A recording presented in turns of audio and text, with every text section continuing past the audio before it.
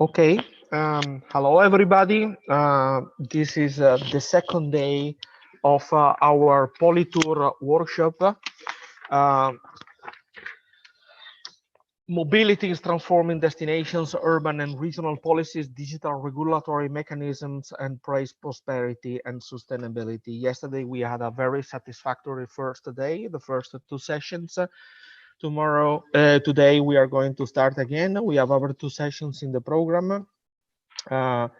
Yesterday we have already introduced these two sessions, but just to remind, this morning one session on tourism policies, mobilities, place, prosperity, and sustainability that will be chaired by Julie Wilson of Open University Catalonia. I'm going to hand the word immediately to her, and then this afternoon the last and fourth session, Mobility Research and Social Impact, chaired by Martanello, Dean of the Faculty of Tourism and Geography at our university, Rovira Virgili. Before we start this session, I would like to point out that this keynote and this session that we are going to have in a minute are co-hosted by this seminar, but also by Atlas. So I'm going to move a little bit to show the Atlas webinar logo. Many of you will be familiar with the Atlas Association, one of the most relevant, I would say, networks of research and education in tourism and leisure worldwide. And this year, because of the lockdown, Atlas has promoted many online activities. We also substituted the annual congress with an annual web congress, but also we have a series of webinars. This is one of them. And you are very well invited to check on the Atlas webpage to see the full program of webinars that are already been scheduled until the summer 2021. So this is like a co-hosting event. We are also broadcasting this keynote as the other keynotes as a training activity for our doctoral program in tourism and leisure. So we have a lot of things going on at the same time, simultaneously, and using the synergies for this webinar. So I'm now giving the word to Julie for the introduction to this third session. Thank you. Okay, thanks, Paolo. Good morning, everyone. Good evening or good night, wherever you are in the world. I hope you're all safe and well. And just to extend Paolo's welcome to all the participants, especially those joining us through the RSA network and also through the Atlas Special Interest Group. So welcome to everyone. This is a session on tourism policies, mobilities, place prosperity, and sustainability. And after the first keynote presentation, there'll be 5 papers which we'll introduce each one. So let me introduce the keynote speech for this third session. This is going to be given by Dr. Joseph Cheer from Wakayama University and Monash University. And the title is Social License and Tourism Spatialities, Heuristics, Praxis and Policy. So it's very difficult to introduce Joseph without kind of gushing cliches, you know, because it really is a massive pleasure to be introducing him as part of this workshop program. And not only is he an exceptional scholar, he's also a really, really engaging presenter. And I'm very much looking forward to hear what he's going to share with us this morning. He has an extensive research trajectory in the field of tourism geographies and beyond, being co-editor-in-chief of the landmark journal Tourism Geographies, and also involved in numerous other networks at a global level in relation to tourism and geographical aspects. And it really is a pleasure. So I can leave the cliches there and hand the floor over to Joseph to present his research to us. Thanks a lot, Joseph, whenever you like. Thank you, Julie. Good morning, everybody. Let me firstly, I should be able to share my screen, I think. Let me just see if I can do that.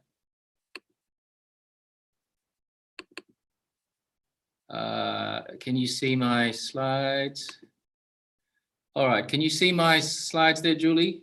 Yes. Okay, I need to make it full screen, so yeah. 1 second. Yes, that's all good. If you go full screen, then it's fine. Okay, let me just see. All right, how's that? Perfect. Okay, well, good morning, everyone. Bon dia, konnichiwa from Japan.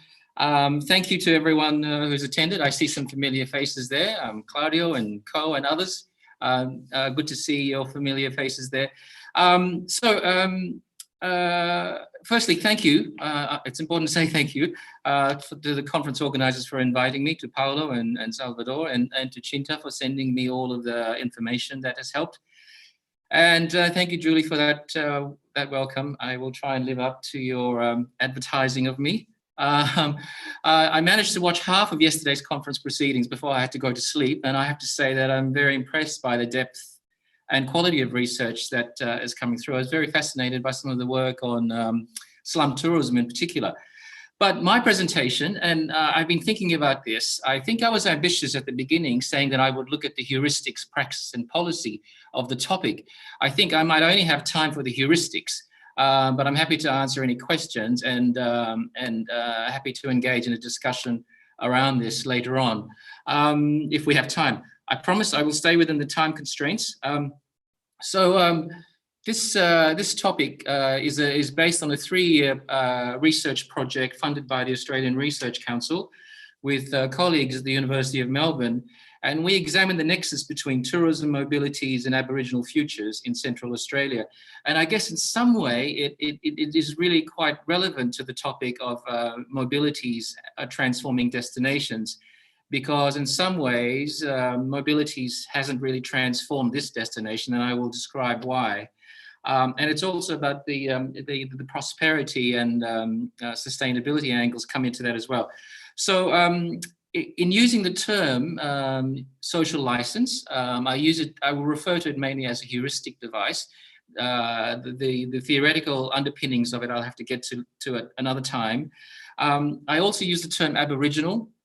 For those of you who are familiar with research in Indigenous contexts, the words Aboriginal, Indigenous, or First Nations are used interchangeably. And also, rather than talk about the findings from what is still an unfolding project, I will focus on the key pillars that conceptualize this work, the concept of social license itself, and the theoretical attachments that surround it. I also link the mobilities discourses to social license deliberately for this conference, and argue that it is a timely thing. In the research on overtourism that I've done with Claudio Milano, it's clear that when communities find themselves at a disadvantage, it comes about because of a loss of control or an inability to shape the industry around them. So my positionality, as Julie said, is as a tourism geographer, although with a very strong interest in cultural anthropology. So this is a multidisciplinary perspective, but the core pillars of tourism geographies are there: people, place, and space. And the two key terms, social license and social license to operate, is what I will talk about largely. So this research is based in Australia, as I said earlier. And Australia, looking at the context, it's a young settler colonial society. A lot of people say it's young in terms of in modern terms, but it has an Indigenous occupation for over 50,000 years. And as is the practice in Australia, New Zealand, and Canada, similar post-colonial societies, we acknowledge the traditional custodians of the land on which our research takes place, and in this case, the two groups in Central Australia. But to begin with, and this is, I will take a slight detour, because one of the first things I want to do is paint the context, paint the picture for you, and kind of transport you in a virtual sense to Central Australia with me. But before I do that, I want to kind of quickly outline what social license is in very basic terms. Social license, as that diagram shows, has 3 key components: the right to consent, the right to admission, and the right for acceptance. These are the rights that communities should generally uphold. But what we see in tourism development, what goes away and above that, are the rights of travelers, the rights to travel, the rights to go to a place. Very rarely do we hear about the rights of destination communities. And the term social license is linked to social license to operate. And in its simplest form, as I say there, it refers to the acceptance that's granted to company organization by the community. In that diagram there, you see there are three points to the triangle, and which is what social license tries to achieve. It tries to build trust, it tries to build credibility, and it tries to build legitimacy with communities. And one of the things about social license, and why I'm drawn to it, to examine tourism geographies, is that in the tourism discourse, it's rarely mentioned, if at all. However, if we go to the extractive industries discourse, such as fisheries, forestry, and mining, we see it very heavily in the literature, and its theoretical development is quite prominent. But in tourism, it's yet to show its face. Okay, so in defining social license, as I said, it comes from the mining industry. In the late 1990s, the term started to gain prominence when there was more pressure on mining companies from host communities, host countries, and society at large. And a lot of it came about because of the massive destruction and disruption that extractive industries tend to place on communities that rely on this industry. And that tourism isn't part of this remains quite a mystery to me, but hopefully we'll change that in the coming years. So as a heuristic device, social license is rooted in the beliefs, perceptions, and opinions held by the local population and other stakeholders about a project. Let's say in our case, about tourism development.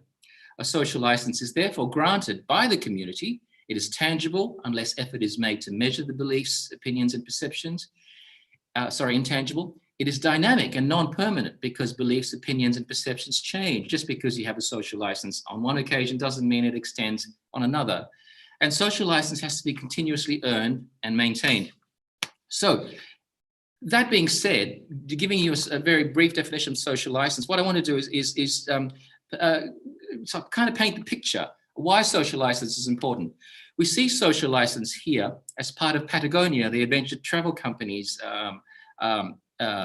business operations. Here, this is an ad that was in yesterday's Australian Financial Review, where their efforts are largely around remedying social justice issues as well as promoting their products. And we will see this more often in this adventure tourism space, right? As they say there, it's a rather pessimistic picture they paint, but what they do say is that we have a choice, and it's about driving behavior change to ensure more sustainable outcomes. Similarly, Intrepid Travel, the world's largest adventure travel company, they've decided on an approach that, as well as talking about profitability, they're talking about science-based sustainability targets, moving away from long-haul travel to short-haul travel, and ensuring that in all of their experiences, low emission remains a key part of their social license to operate as an adventure travel company. So these are the 4 quick parts of my presentation: the context, the question itself about social license, the concept, and the implications, okay? So if I could take you with me to Central Australia, this is what we see. This is the context. We see that the Australian outback is very popular for tourism, and something that drives the imagination of tourism marketers. This is Uluru, formerly known as Ayers Rock. Is arguably one of the most recognizable icons on the Australian continent, alongside the Great Barrier Reef, kangaroos and koalas, and the usual suspects. And this seemingly harsh landscape belies a rich and complex culture that's embedded in place for over 50,000 years. But what is most prominent about this from a tourism perspective is that on the surface, what we see is only the 200 years of colonization. Of course, colonization in Australia assumed that the land was unoccupied, which then gave the colonizers the authority to do as they wished.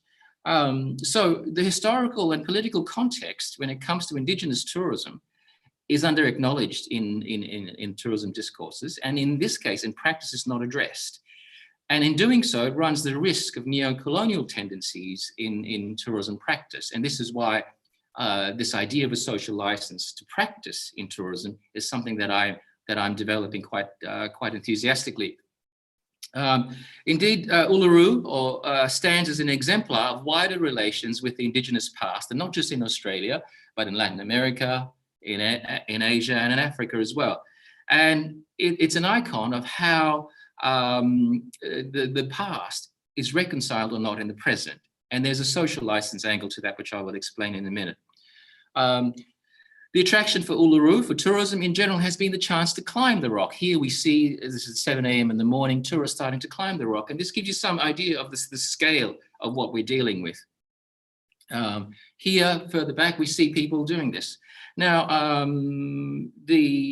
what is most important about the climb is that it is promoted by the tourism industry and consumed by tourists against the explicit wishes of the traditional owners of the area that Uluru stands on. Here, this is a sign that is at the base of the rock that makes a plea to people not to climb the rock, that it is sacred, it is a place of great knowledge, and that traditional law forbids climbing. Yet the tourism industry for decades has continuously promoted this idea that climbing was okay. But that all changed in October last year, after much discussion. The emphasis was raised that social relations are a big part of what goes on here, and that closing the rock to climb was probably the best thing. Here, I'll just give you a timeline. When the closure was announced, this prompted last chance tourism, with lots of international and domestic tourists rushing to climb the rock before the ban took effect. The traditional owners' voices were subdued, hence the importance of social license in these kinds of contexts, where the community, although disapproving, has little power to prevent this from happening. Here we see this idea that a sacred site is not treated as such. And I give you an example. Here we see people climbing the rock without any hesitation. And on the rock itself, there are no toilets. So people go to the toilet, people go on the rock. It's dangerous. People have died on the rock. And legend has it that people who've collected pieces of the rock and taken it home have had bad luck for a certain period of time until they've sent the piece back to Uluru. So what this emphasizes is that you can imagine, for those of you in Barcelona there, imagine people going to somewhere like La Sagrada Familia and doing things that are against the best wishes of the people who have a stake or I guess an ownership claim to it, right? It's morally and ethically problematic. So on the 26th of October 2019, closure to the rock was made permanent. Now, in some ways, this is where the link to social license comes in. So the question this all raises is this very idea of social license and the appraisal of its potential to be employed as a heuristic device to help inform tourism practice and policy making, as well as research. In my research, where tourism has tended to produce adverse outcomes for communities, it is often inevitable that the agency and power and the ability to influence tourism development is constrained or non-existent. In many cases, token consultation is undertaken at the beginning, and over the medium and long term, developments take place with little attention given to reaffirming the voices of destination communities. I suppose while this is in a peripheral context, you could imagine this situation being similarly discussed in an urban context as well. So the employment of social license, in my view, as a theoretical framework and a social license to operate as a practice-based set of principles is what I emphasize in this research. This research links the theory and the practice quite intimately. So some early work we've written most recently in the conversation, where we discuss this idea that the end of climbing provides an opportunity to reset the relationship between the traditional owners of the land and the tourism industry and tourists. This idea of resetting has taken on greater prominence in light of COVID-19. The question of how the traditional community can meaningfully develop their cultural assets to ensure their long-term benefit is something that we argue for, because one of the things we know that in many instances where tourism tends to be disapproved of, it's when locals feel that they've borne the costs of massive development, but have failed to share in the benefits that have come from it. So this is what we are looking at here. How can we overcome such things? How can we ensure that the tourism industry has a social license to operate in these year-old heritage sites in the interest of mining, right? It's not illegal, they have a license to do it. But do they have a social license when it comes to respecting and adhering to the respect for ancient cultural heritage like this.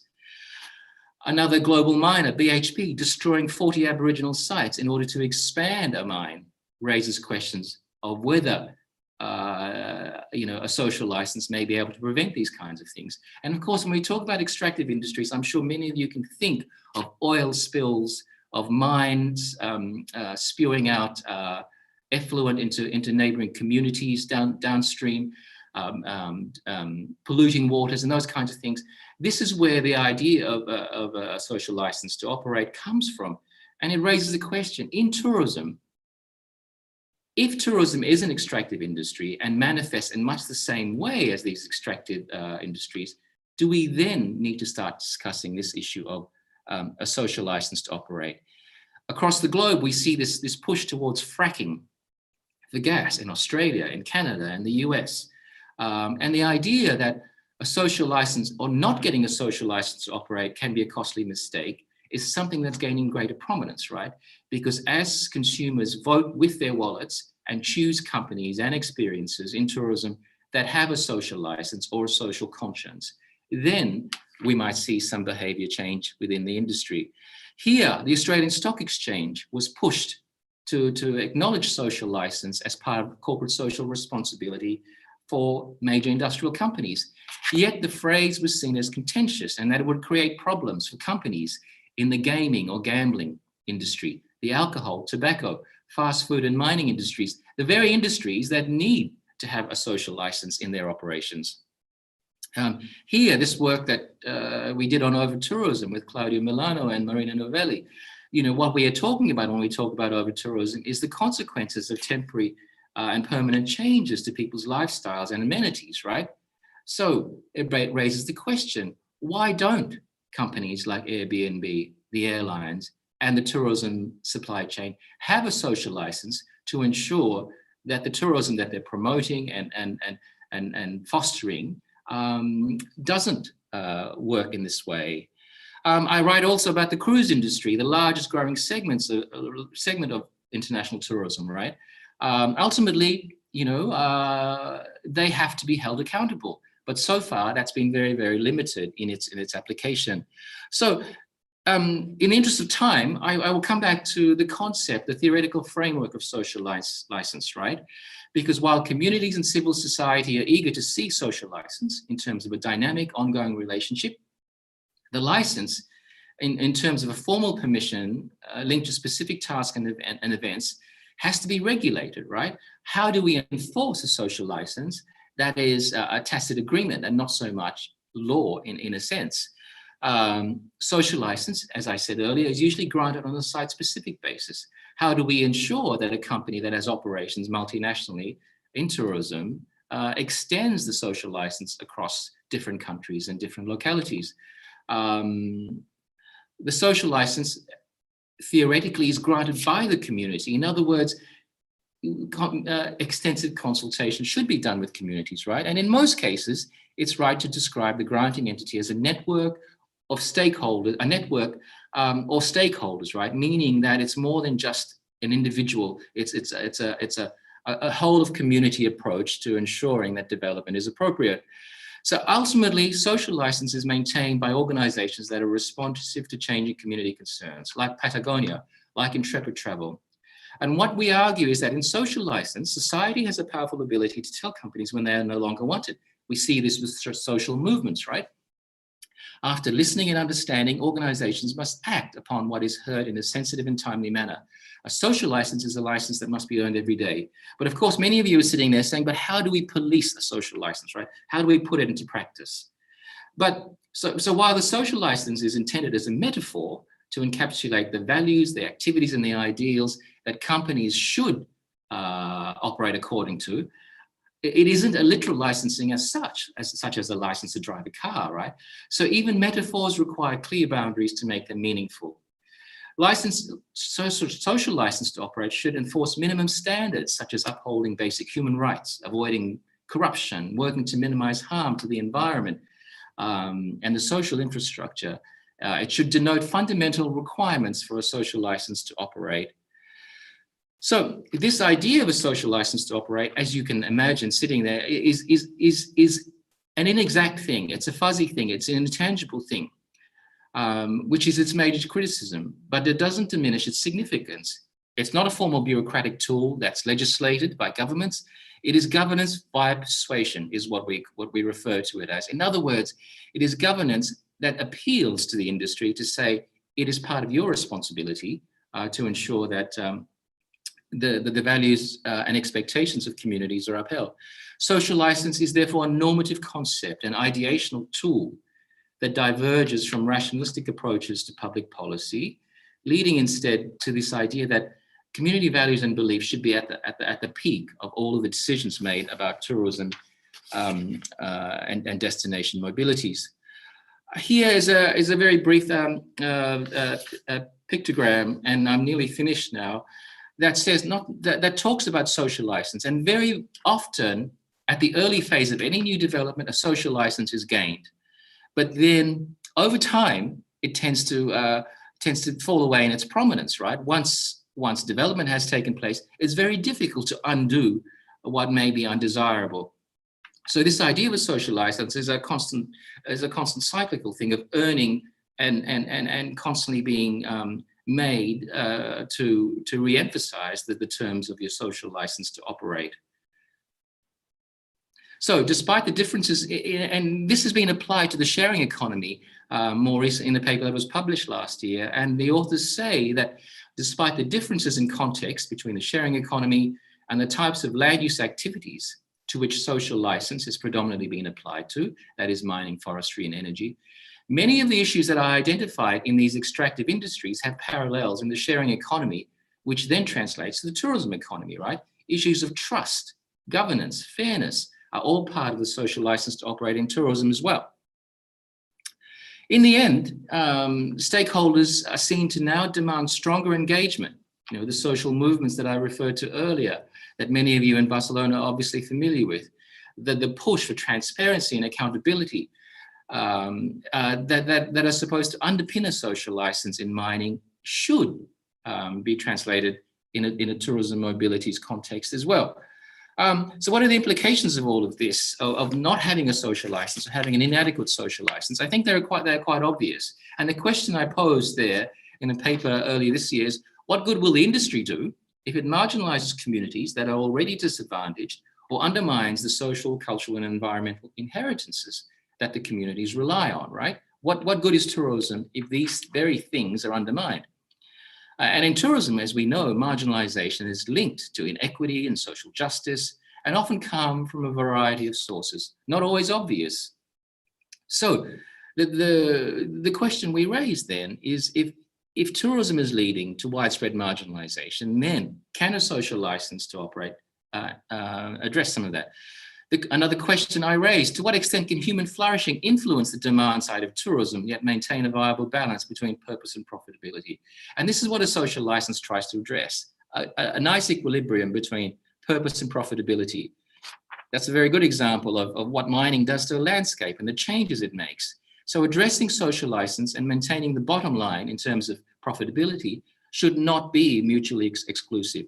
In closing, three main heuristics, three main benefits of a social license, as I argue, is that a social license to operate can help guide policy and planning processes in tourism. However, agreements under a social license must be legally binding. We can't have a social license that is an optional thing. And the framework for social license should be an underlying requirement for any type of tourism development, and should be assessed and monitored in concert with the social license frameworks that have been agreed to. So my last sentence is that in considering social license as a heuristic tool for tourism mobilities and looking at how it can influence destination transformation, one of the main things that I'm trying to draw here is that if social license has managed to make extractive industries more responsible, more responsive to the disruptions that they have enforced on communities, then perhaps there is a place for this in tourism development. Thank you very much. That's the end of my presentation. Okay, many thanks, Joseph. Perfectly timed. We have a number of questions from the YouTube feed. Here's one from Itri. How can we rely on social license to operate when it presents a danger of introducing an undefined concept prone to different interpretations in a natural resource development approval process, for example? And also asking about whether transparency might be an issue. Yes to both of those answers. What you point out is a practical a challenge with social license, right? How do we operationalize it? How do we give it teeth? And this is the problem with a concept so new. Over the last couple of decades, the social license to operate has been more and more linked, not to a non-mandatory type of disclosure, but linked to mandatory disclosure, linked to, I think the question was about transparency. So for example, if, we see it here in Japan with the Fukushima nuclear power plant that blew up a few years ago, right? The question of social license was there anyway, right? But because it lacked teeth and because it was in many ways ambiguous, it points to this idea that if social license is to work, it needs to be somehow linked to some kind of pecuniary consequence. And we see this happening in some tourism. For example, airlines have started to think about social license to operate as part of their corporate social responsibility, right? We see Patagonia as an example. They're not just talking profitability, they're talking about purpose and profitability, and the purpose is underpinned by the social license that they adhere to. One of the things that many of the scholars who write about social license in extractive industries are saying is that perhaps what a social license can do is help social movements legitimize their actions against an entity that doesn't operate in the interest of the community. Like, let's say, for example, let's say Airbnb decided to have a social license to operate the way it does. I think that could introduce some really interesting discussions. But that's the long-winded answer to a very short question. Great response. Thanks, Joseph. Well, there's another question from Giulia Balestracci. What is the role of local residents in the formulation of the social license to operate?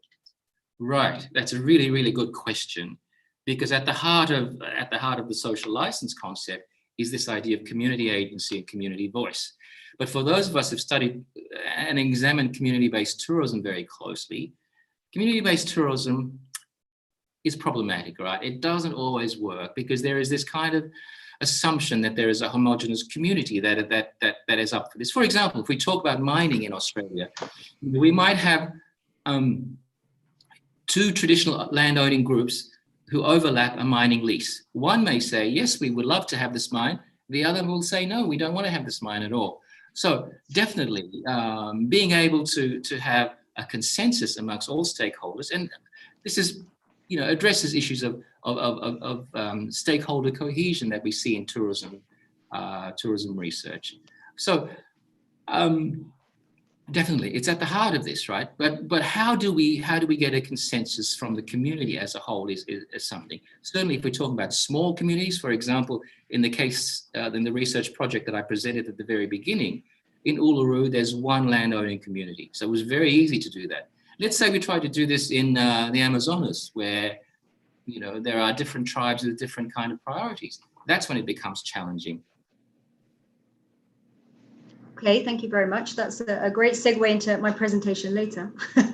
I'll be talking about those very issues. We have another question from Tara Duncan. How can we build ideas of social license and social licensing into the Sustainable Development Goals, for example? Right, thank you, Tara. Thanks for the question. That's a really important question. In Japan, for example, when the conversation gets to social license, they link it to the cultural traits in Japan of, and this is a generalization, of citizens being generally compliant, right? We see this in mask wearing. In Japan, no one complains about mask wearing during the pandemic. In Australia, everyone complains. There's people who complain that it's a breach of their freedoms, right? Which is kind of an exaggeration in terms. But how do we embed this in sustainable development? Is if we look at the SDGs, for the most part, the 17 are asking this very question. Although they are quite disparate aims, they're effectively saying, these are aspects of a social license to operate that we want. So I don't think the problem is so much having it be a part of sustainable development discourses. The problem is more about how do we operationalize these things across different contexts, because the social license that one has for mining in Papua New Guinea might be very different to the social license for mining in Brazil, or the social license for tourism in much the same way. So I think that's an ongoing project, Tara. Okay, thank you. I think we have time for one more at the moment. Let's see how that goes. Marcia Rolofsen would love to know more about how the SLO might extend to digital spaces of tourism. And in this, she's thinking about the recent appeal to Google to remove street views of Uluru, which allow tourists to continue to climb. Yes, I think that's a really interesting one. And it kind of touches on Monica Degan's presentation yesterday, right? Where she talked about digital mediatization. This happens over there in this kind of nebulous space, right? How do communities, influence this digital mediatization, if at all? I think it's a really tough one. I really don't have the answer to that. I think it's worth, perhaps Marcia, you and I should write a paper on this, right?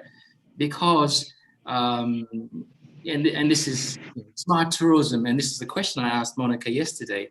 Smart tourism, we hear that often as a panacea to the problems of urban tourism. But if we say smart tourism is linked to digital mediatization, and what the question Marcia discussed, at a destination level, how much control do you have over what happens in the digital space? I would say very little. What you have control of is what happens in the literal space on the ground at the destination. I completely agree. Thanks then. I think we actually have time for one more, very quick one. Merizu asks whether sustainable tourism certifications such as Rainforest Alliance, Travel Life and so on could work as a social license tool to some extent. Right, yeah, they can, right? But it's like the UNWTO's Sustainable Tourism Observatories, the GSTC's Sustainable Tourism Guidelines, the European Indicators Scheme. Now, one of the things that we know is that all of these indicators are prone to kind of, manipulation, the old greenwashing of indicators. But I think the industry is better off with these things, because what they do is they signpost some of these things that are necessarily part of a social license. In a paper that I've got under review, this is what I argue, that social license and these kinds of indicator schemes are probably quite compatible in a sense that they can work together.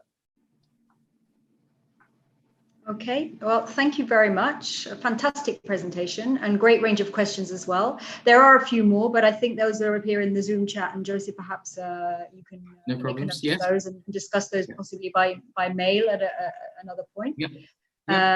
So thank you again. Let's move on with the webinar presentations. Continuing the session, we now have Claudio Milano and Koens talking about the politics of overtourism in troubled times. So when you're ready, Claudio and Koen. Yes. Good morning to all. Morning. Let's see if I can share my screen. Thank you, Joseph, by the way, for your insight and great presentation. Yeah, always good. Can you share? Not yet. No.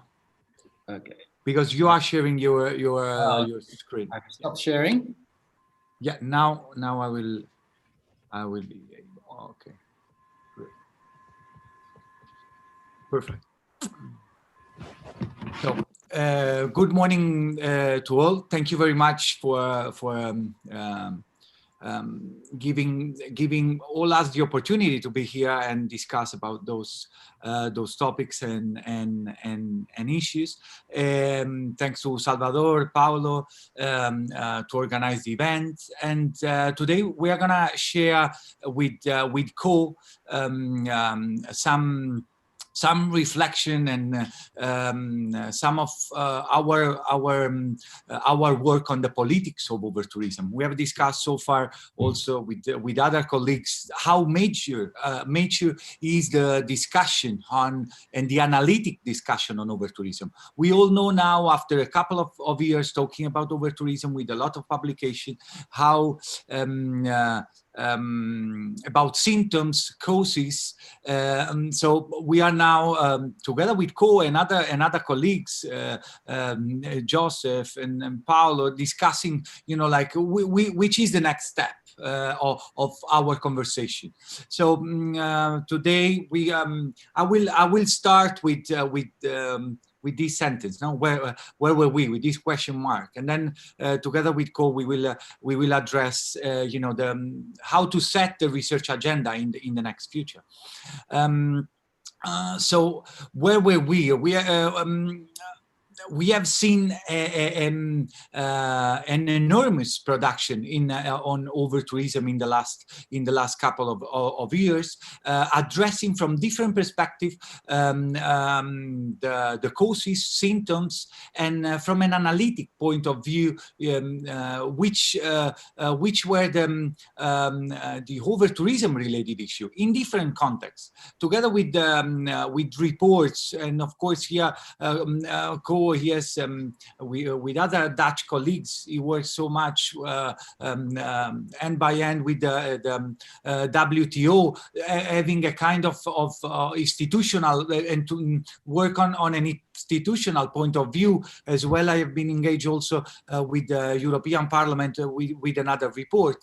But most of those approaches were probably based on the legacy of critical scholars from Europe as well, from US, that were already alerting us from the 70s, 80s.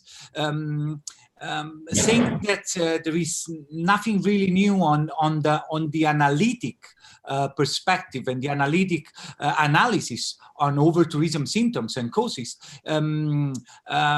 is just giving all the protagonism to those scholars that were already in the 70s, 80s. For example, the book of Turner and Ash, analyzing also from a Gramsci point of view the subalternative in the power conflict in tourism, and was not just from the materialism and post-Marxism point of view. We have seen from a qualitative as well quantitative perspective, analyzing also the social unrest. For example, in the great collection of Jeremy Boswine on coping with tourism, or for example, inside from Maria Kosis, I am not mentioning here, that was already engaging the social and protest and resistance of social movements in Greece, Portugal, and Spain, related to environmental issue and the climate change. Probably in the 80s we could have talked of climate change. Right now, what we have on our desk is climate emergency, more than that. So regarding this analytic stage of analysis on overtourism and those kind of tourism-related excesses and tourism-related issue externalities, we have seen different researches that gave us a lot of insights. And thanks, Joseph, also to share with us the Uluru case study that actually talking about politics and which are the reaction on to tackle those kind of related issue. It was really interesting to see, you know, from your perspective and from the Australian perspective, how it's been tackled there. So increasing carbon emission, the privatization of public space. Now, for example, and with all my colleagues, Julie, Paolo, Salvador, Cynthia from Catalonia, they know perfectly here the debate we have on the privatization of public space, also with the licenses that have been given to bars and restaurants, with the alfresco restaurant in Barcelona and in Catalonia, and the debate we are having here is to relate the privatization of public space with a tourism externality, has a tourism externality. Climate emergency, outsourcing of employment. Here from Barcelona, we have had a great research from Ernest Cañada highlighting all the problem of outsourcing, also after 2012 and the Rajoy, and with the right legislation on employment, a liberalization of employment, congestion of public transport, all the Park Güell debate we have had here in Barcelona, loss in resident purchasing power, and of course, housing market. Here we have Marta, that was, and Claudio Minca, that they worked also, and they came out with great research on these, and all the Airbnb research we have had in the last couple of years, as well on commercial gentrification, the problem of cruise tourism in cities like Mallorca or Lisbon or Marseille, and labor exploitation. So there I would say we are fine with all those symptoms and researches that highlighted in different, from Melanie Smith researches in Budapest on nights and over tourism, and the problem with the night parties, or to other research we have had also in other geographical contexts. But the main topics have been also now trying to address which have been a kind of reaction and which have been a kind of action in terms of solution. We have seen a clear opposition between technical solution and the political will. Most of those approaches have been technical, and this kind of technocracy and technical approach in terms of smart solution, we have seen a big debate on how new technology and smart solution can help to tackle the politics of over-tourism.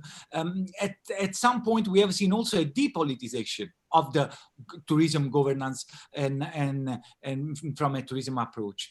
Together with Joseph, we have worked also on those kind of solutions that we have seen so far in terms of deseasonalization, decentralization, diversification, deluxe tourism, decongestion, and of course, here from Barcelona, and was so nice, Joseph, that you pointed out the parallelism with the extractive industry. Here we have had this debate, and one of the response has been also addressing degrowth as a solution to find new indicators with a more qualitative approach instead of a quantitative one.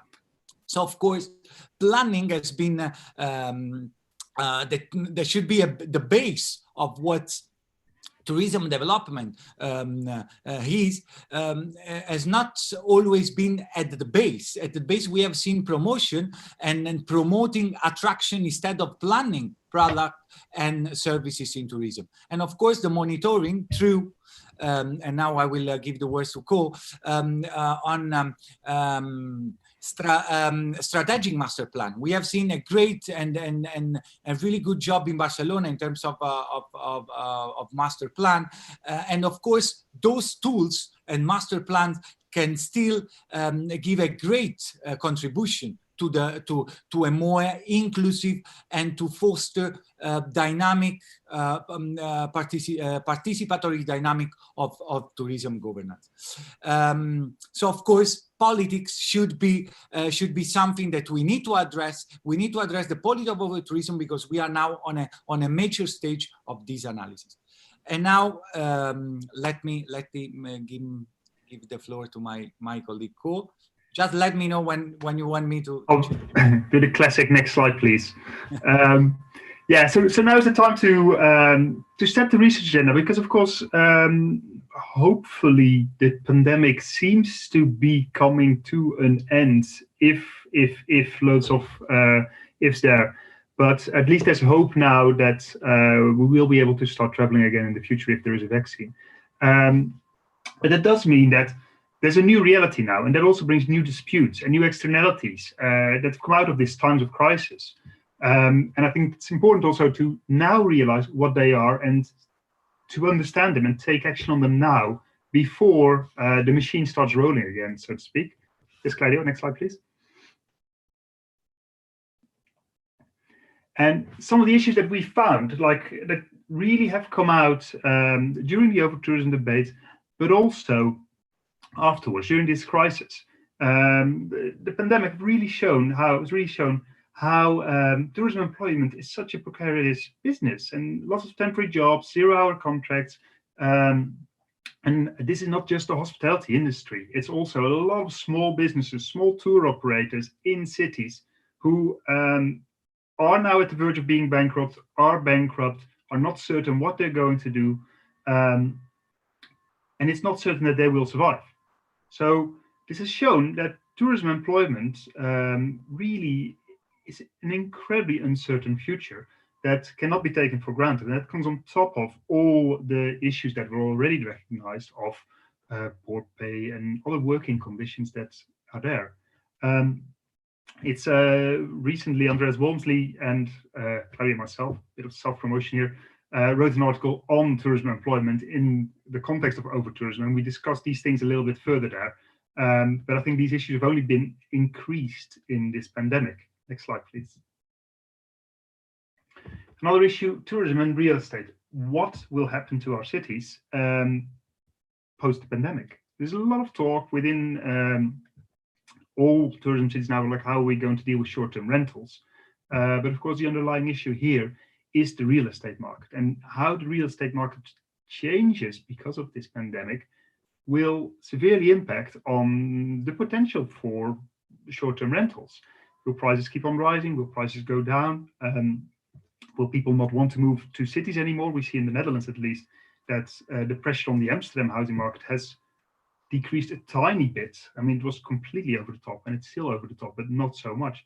So some people are saying the expectation is that this will go down further. What will that do to tourism and to all these kinds of areas? There are things to critically engage with now, because it's a great uncertainty now. Next slide, please. You have about 1-2 minutes left, Ko. We're going to go through fast. Public spaces, it's not that much actually, it should be fine. Public spaces, what we've seen during the pandemic is that restaurants have enlarged their terraces because, of course, they needed to be helped a little bit. What will happen post-pandemic? Will they retreat back, or will that public space move into private space for terraces? Next slide, please. And eco labels, so let's move to on beyond this one, because that's yeah. So then the question becomes, how can tourism reinvent itself? Like post 2008 crash, we got things like Airbnb, and now 2020, can we increase, make tourism better? Next slide, please.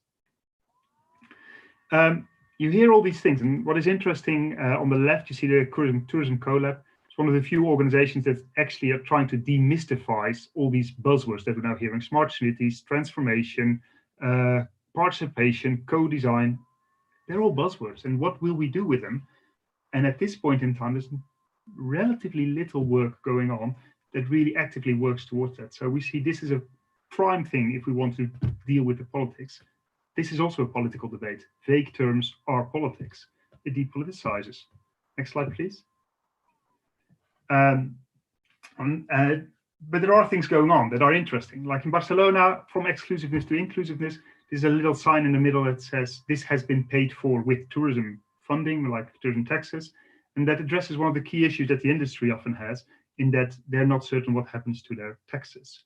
So create transparency. Also, this interesting, Barcelona has a new campaign now. Amsterdam has a new strategy even out. Well, we'll have next week. This is not official yet. Well, it is, but it's not been published yet. And you see that the cities really are trying to get to grips with this new reality and say, like Barcelona, tourism, it should not all be about tourism. In Amsterdam, we give the residents the power again. So cities are trying. However, next slide, please. Global society is also there still, and you have massive powers from the industry, but also from governments, national governments, international governments. So the bailouts for Booking.com, bailout for lots of airline companies, causes a redistribution of power within the tourism industry, whereas a lot of small businesses have to close. Case in point, in Amsterdam, one of the main inbound tour operators is buying up lots of small businesses that go out of business. The new reality of tourism in that city will be that one player has gained a lot more power at the expense of a lot of other players. How do we deal with that? And that's not something that the cities can do much about at this point in time, but it is happening. Next slide, please. So this is the last slide. So things that we see need to be done now is to deal with this, rebalance the weight of tourism and look at, here's some approaches that we think as academics we should look at now with an eye on providing a counter narrative to the narratives that are bound to come out now out of basically the industry. We need to rebuild, regrow, grow. So look at inclusive approaches, climate approaches, of course, dynamics of participative governance. What is it? What is degrowth? Critical systems thinking, discourse analysis, social justice, decent work. Well, you can read this yourself. And they're all issues that need to be dealt with, and they address those politics to some extent, at least, that at the moment we need to be careful that we don't get up into a train again that starts running, and then we end up in similar situations. So lots of things learned from the crisis, but lots of things not learned. Thank you very much. Okay, thank you very much to you both. That was a really interesting presentation and a lot to consider there, particularly in terms of whether governance is going to be capable of, in the near future, getting to grips with the kind of recover or reset dialectic. No? I've been informed there's quite a bit of debate in the YouTube chat. We have some comments from Alejandro Gonzalez, for example, talking about strategic plans and saying they're not per se a solution, but a legitimization device, considering most of them do not implement completely and are exposed to political change. More comments from Paulo Russo, that from a process perspective, strategic planning should constitute tools to assign power in policymaking to be able to establish the rules of the game.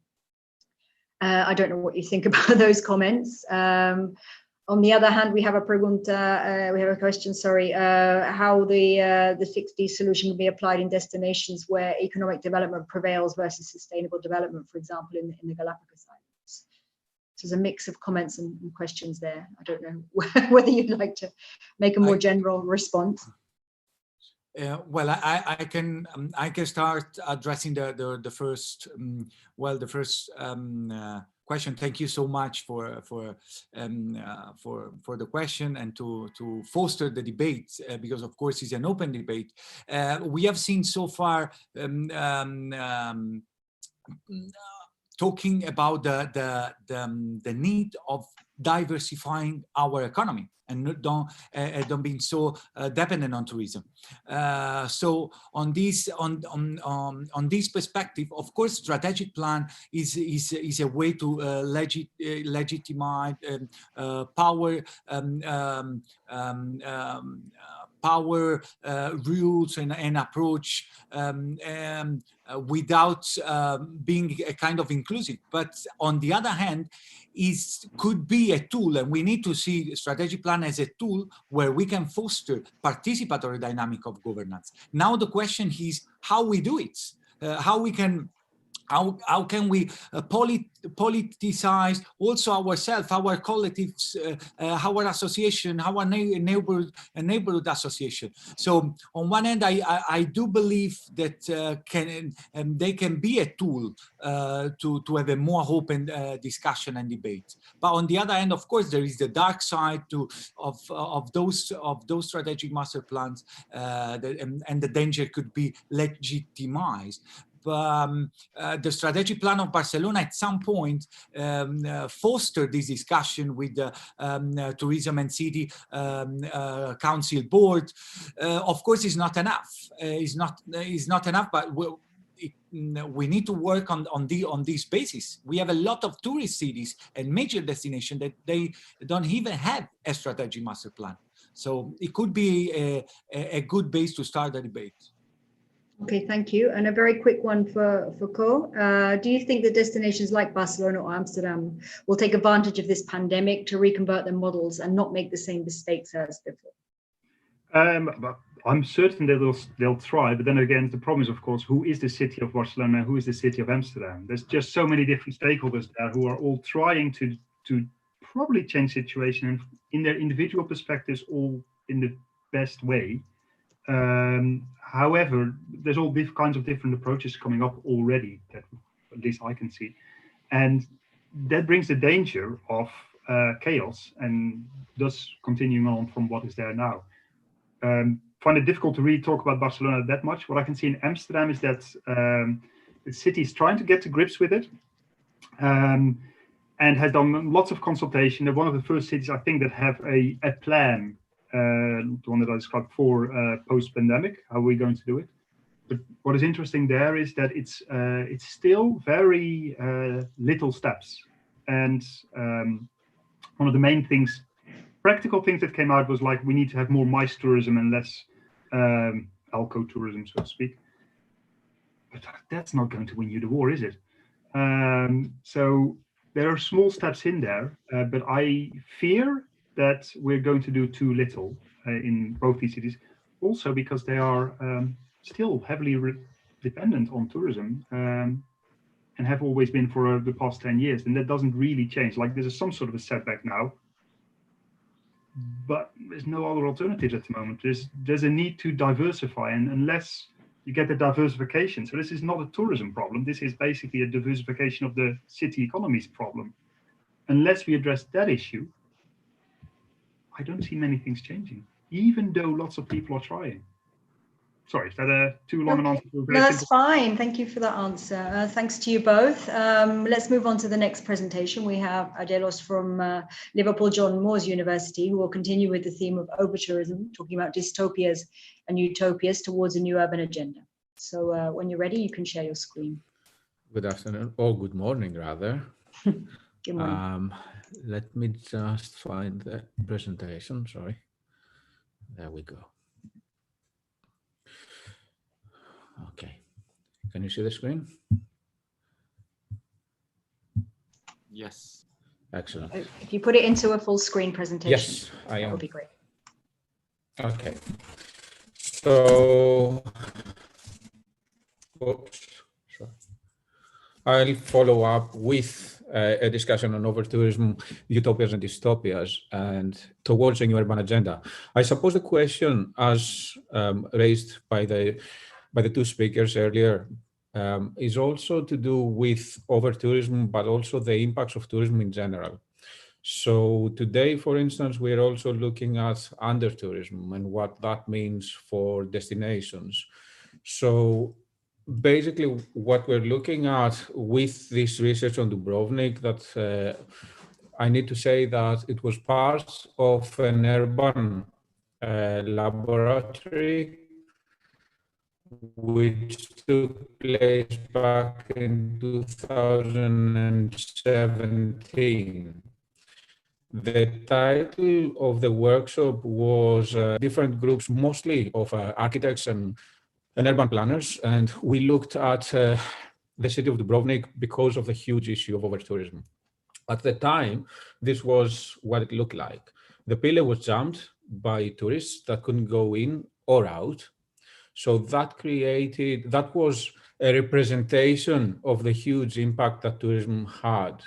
However, for us, it wasn't just an over-tourism issue.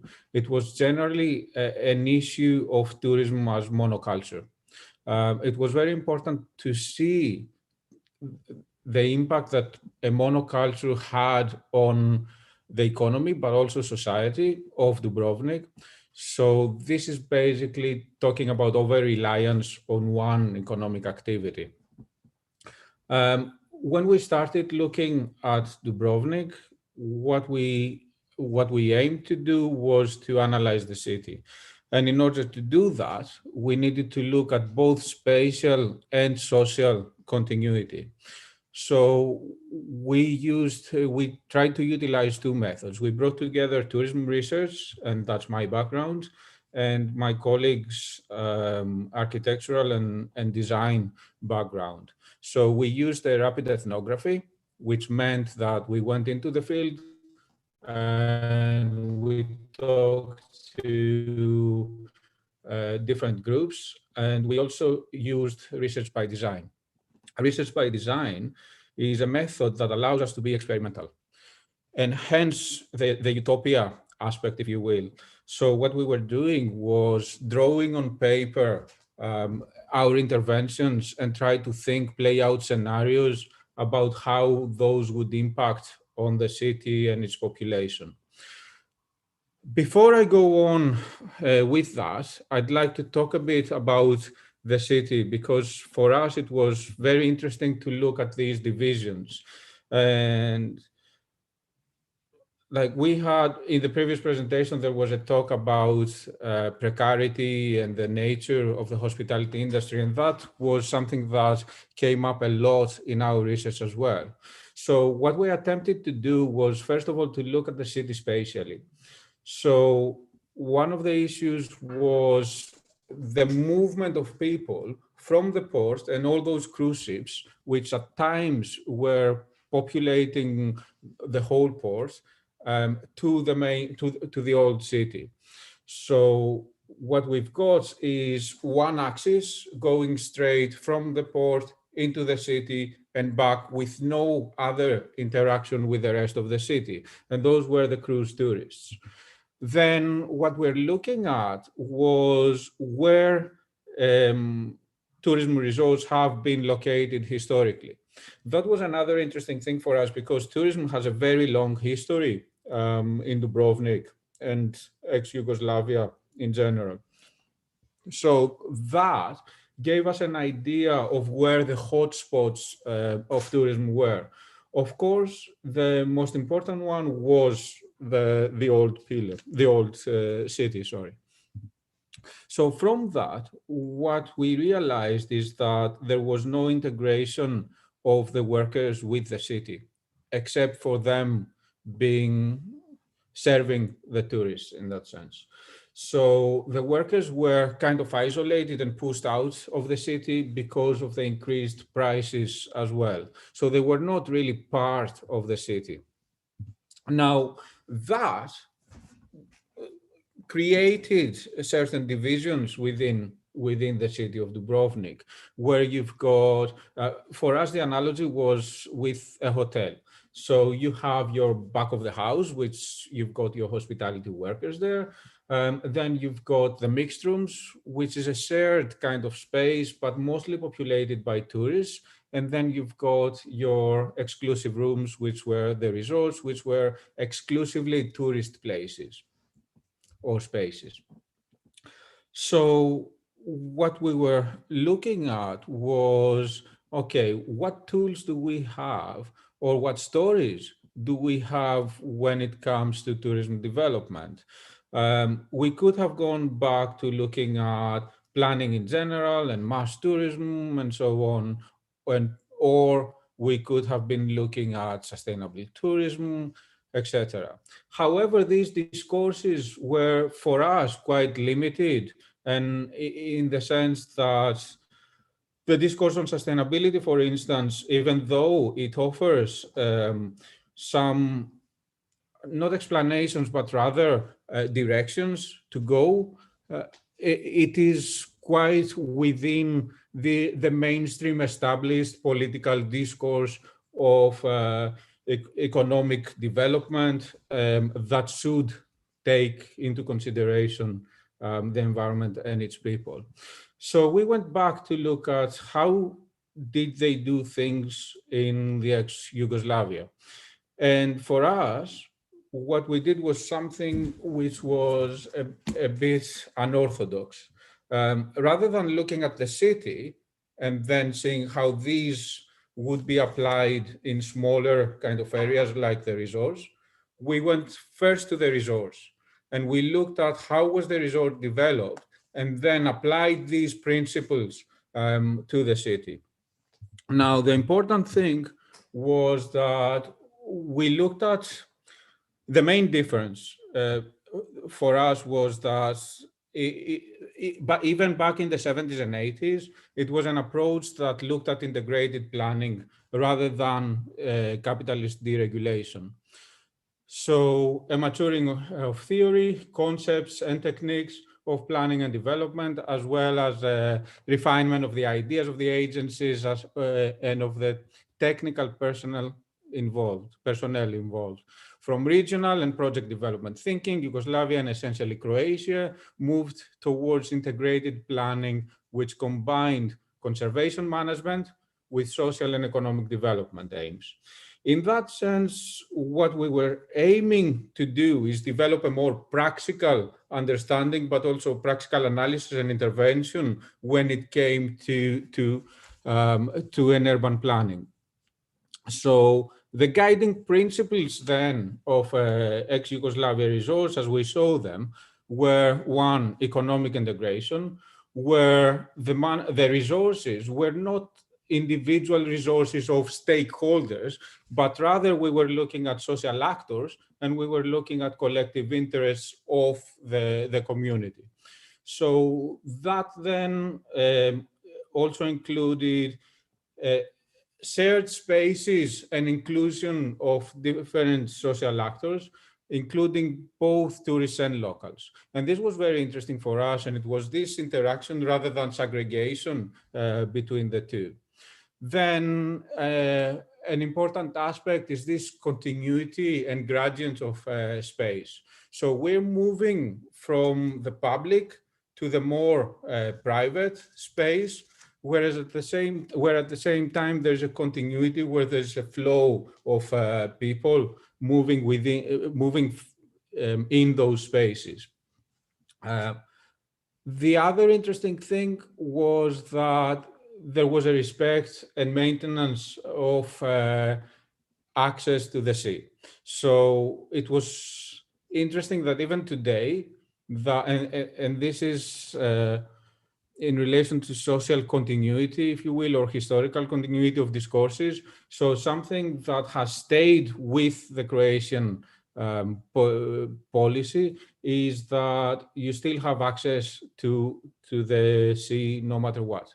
So we went through the hotel. No one stopped us. When we asked how to get to the beach, they led us to the beach rather than, segregated beaches fenced up and so on. The other thing that we were interested in was this hyper-functionality. So one of the issues of tourism is the seasonal aspect. Seasonality has been criticized and has been addressed as an issue in tourism literature. What we saw there was an attempt to look at the different spaces and use them throughout the year. And finally, the responsive architectural typologies have to do with with the traditional architecture, etc. So in our intervention then, and I forgot to say that, two of the groups, one was seasonal workers, the other group that was really affected by tourism development were the students, who were forced to move out sometime in April because the tourist season would start. And that meant that landlords would put up their flats or houses on Airbnb or other short-term rental platforms. So what we were looking at in terms of this hyperfunctionality is utilize parts of the resource for students as well. So Babin Cook was the one that we chose, and that had to do with two things. One was that there was loads of space that was part of the planning that hasn't been used. And the other one was the fact that they had already a license to build more. So we were thinking, okay, why don't we propose something that will include the student population? And that would include stuff like, that could be,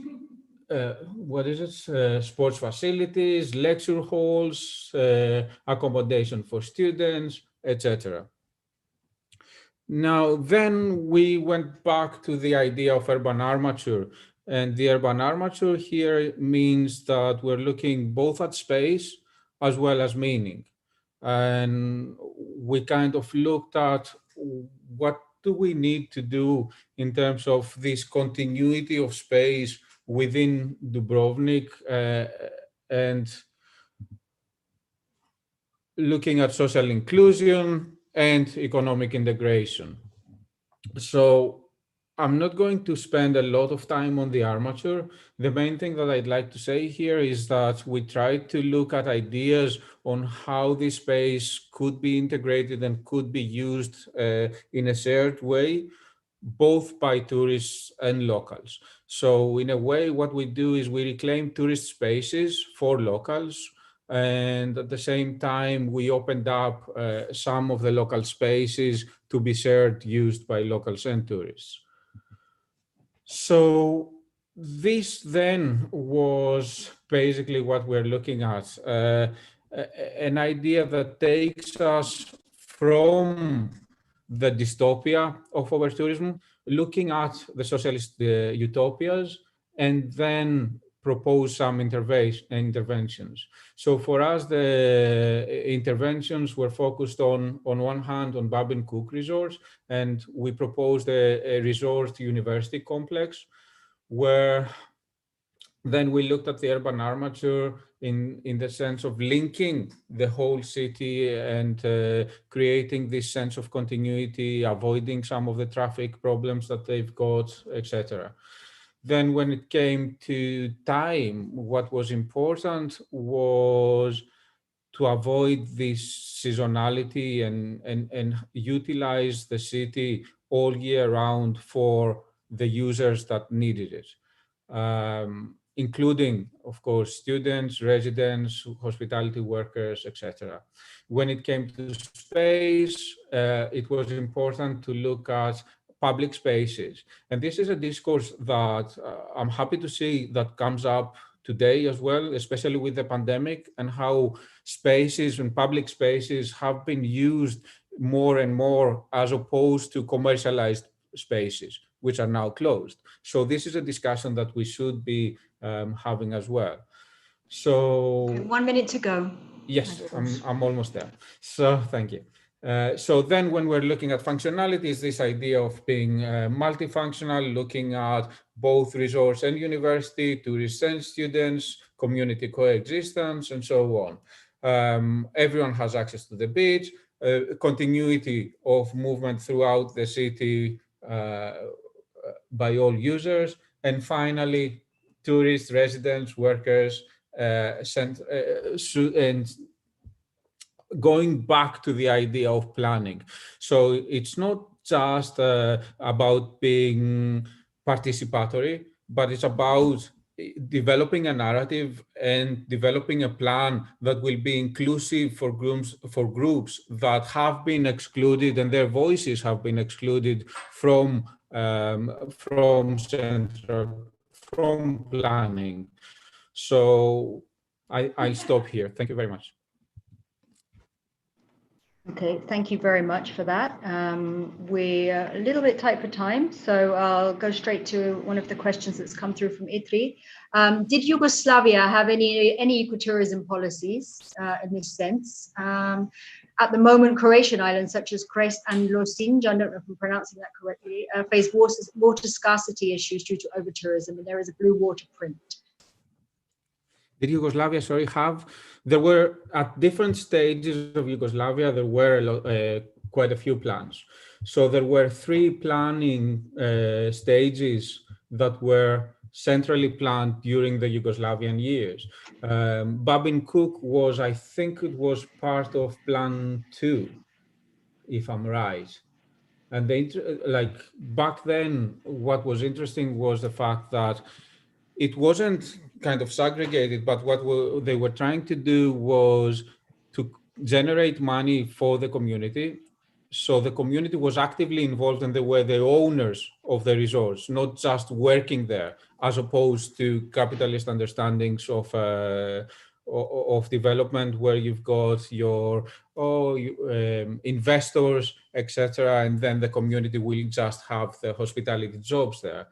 So I think that answers the question. So there were stages of centrally planned development, and of course opening up to international tourism as well, which not only generated economic means, but also legitimization of the regime and opening up to having the dialogue with other countries, etc. Okay, thank you very much for your response. I think we'll carry on now with the next presentation. We had to change the order for a logistical issue. So thank you, Adilos. We'll now carry on with Sebastian from Nijmegen, who will be talking about the effects of over-tourism on residents' political and social attitudes in the light of the current COVID-19 crisis, the cases of Palma de Mallorca and Berlin. So when you're ready, Sebastian, if you'd like to share your screen.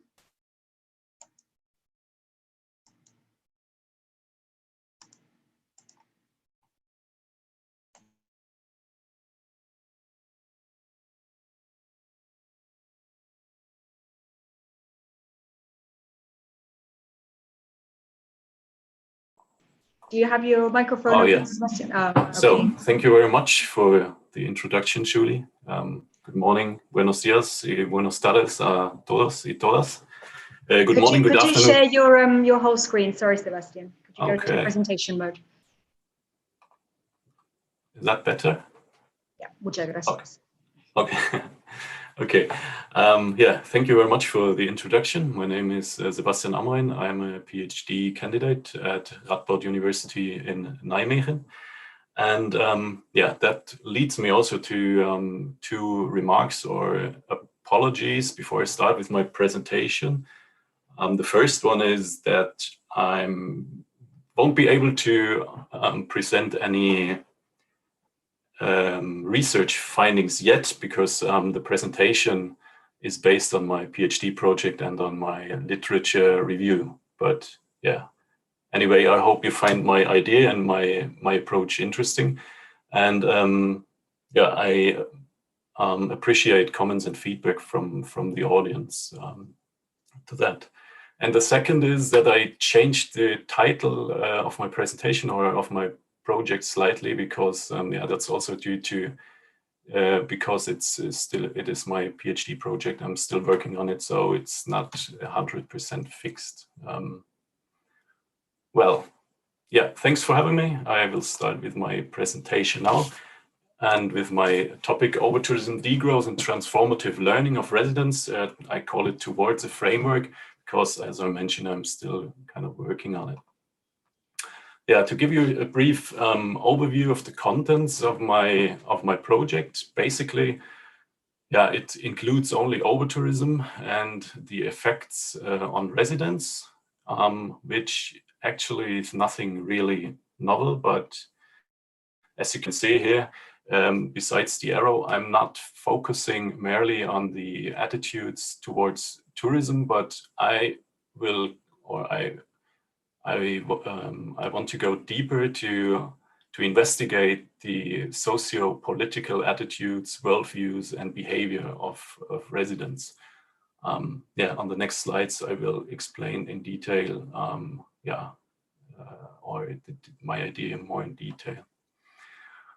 Yeah, I think you or you're all experts in tourism and mobility, so I don't have to explain the phenomenon of overtourism. A few words. Overtourism is based on the continuous, largely uncontrolled tourism growth for at least the last decade, since at least the 1950s. The measures from politics or industry to curb the masses of tourists in the last couple of years were largely insufficient, and the effects of overtourism or the masses of tourism on destinations and especially on residents' lives and attitudes have been tremendous, and they have been increasing since the phenomenon or the term of overtourism emerged in 2010 or 2012. And to the situation or to the situation we all remember in 2019, before actually the pandemic turned the world upside down. It was the dominating topic in tourism, and no one could really imagine how that will stop in the near future. However, some scholars argue that this is nothing new. The much cited essay from Dredge, for example, Old Wine in New Bottles, reminds us that overtourism or mass tourism and rejection of it from host communities is nothing new, and that it's happened since decades. And also the investigation of attitudes towards tourism is nothing really novel, as the famous Doxis Irritation Index from the year 1975, for example, demonstrates. However, I argue that it's not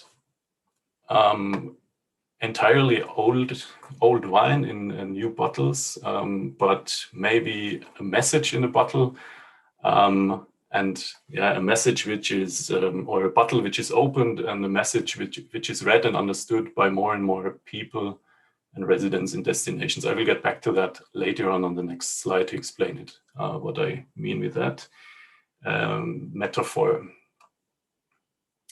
What's new about the new, or so-called, I call it new phenomenon of overtourism now, is the growing resistance of residents. Within only a few years, starting from 2012-13, first or originally uncontrolled neighborhood actions developed into social movements and even coordinated international networks. I chose a few examples like SET or ABTS from especially Southern European cities and Barcelona. And those social movements, they not only demonstrate their resistance towards tourism, but they also articulate clear demands towards politics, and they call for profound changes. For example, they mix with degrowth movements and call for alternative governance and management structures. For me, these events and these actions are indicators that residents understand tourism as a symptom of a bigger systemic error, like Freya Higgins Despiolis also considered it. And getting back to that bottle, that this is the message in a bottle that they understand. The message overtourism is delivering, that our growth-driven system actually is the problem, and tourism is only a symptom of it.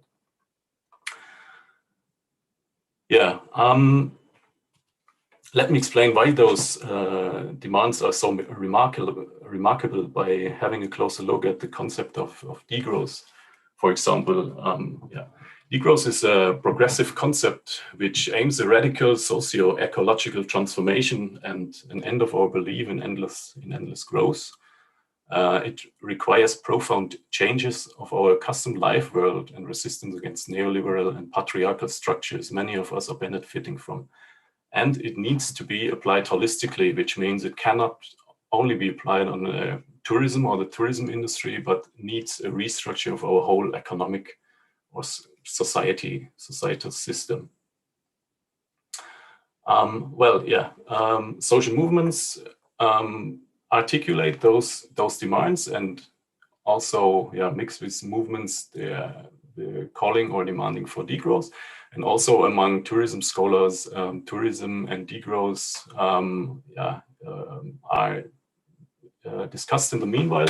First, the two were brought together by Hall probably in 2009, but a increasing number of tourism scholars also see the degrowth concept as a framework which can be applied on tourism. But as mentioned, it cannot, or it will not be successful if it's only applied on tourism. So, as seen on the slide before, degrowth is a holistic concept which requires a transformation in our thinking, a transformation of our economic model and structures. And some of our social movements demonstrating against overtourism seem to demand for those fundamental changes. But as Higgins Despioles again asked or raised the question, are we ready for those fundamental changes?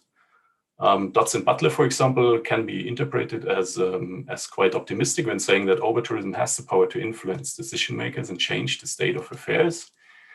However, if that's really the question, or to contribute to these statements and discussion, that leads me to my research question, which is, does overtourism lead to a transformation of residents' attitudes, worldviews, and behaviors? To investigate this, I will build on the transformative learning theory, which was developed by the American sociologist Jack Metzgerov in the year 1978.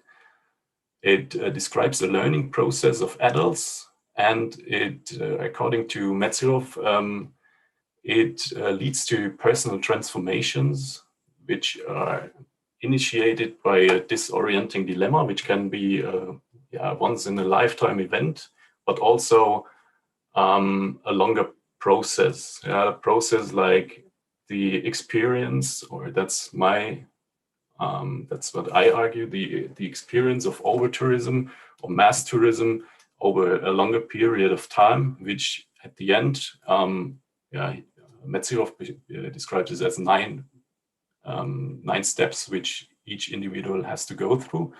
At the end, leads to a transformation of the individual regarding the worldviews, socio-political attitudes, and also behavior.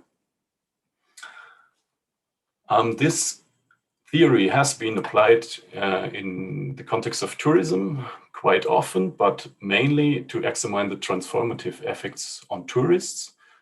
For example, the forms of volunteerism or study abroad trips, and only a few applications have been done on host and resident communities. I found only 2 in my review. Maybe there are some more, but the majority has been done on the effects on tourists.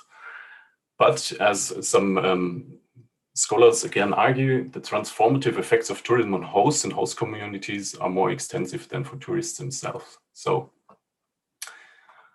that leads me to argue that the effects of overtourism go beyond the mere attitudes of residents towards tourism, that they are deeper than just tourism, and that the hitherto investigations of the attitudes do not sufficiently consider the effects of tourism or overtourism on people's socio-political attitudes, worldview, and behavior, that the so far investigations of the attitudes only focus on the attitudes towards tourism, but they don't go deeper.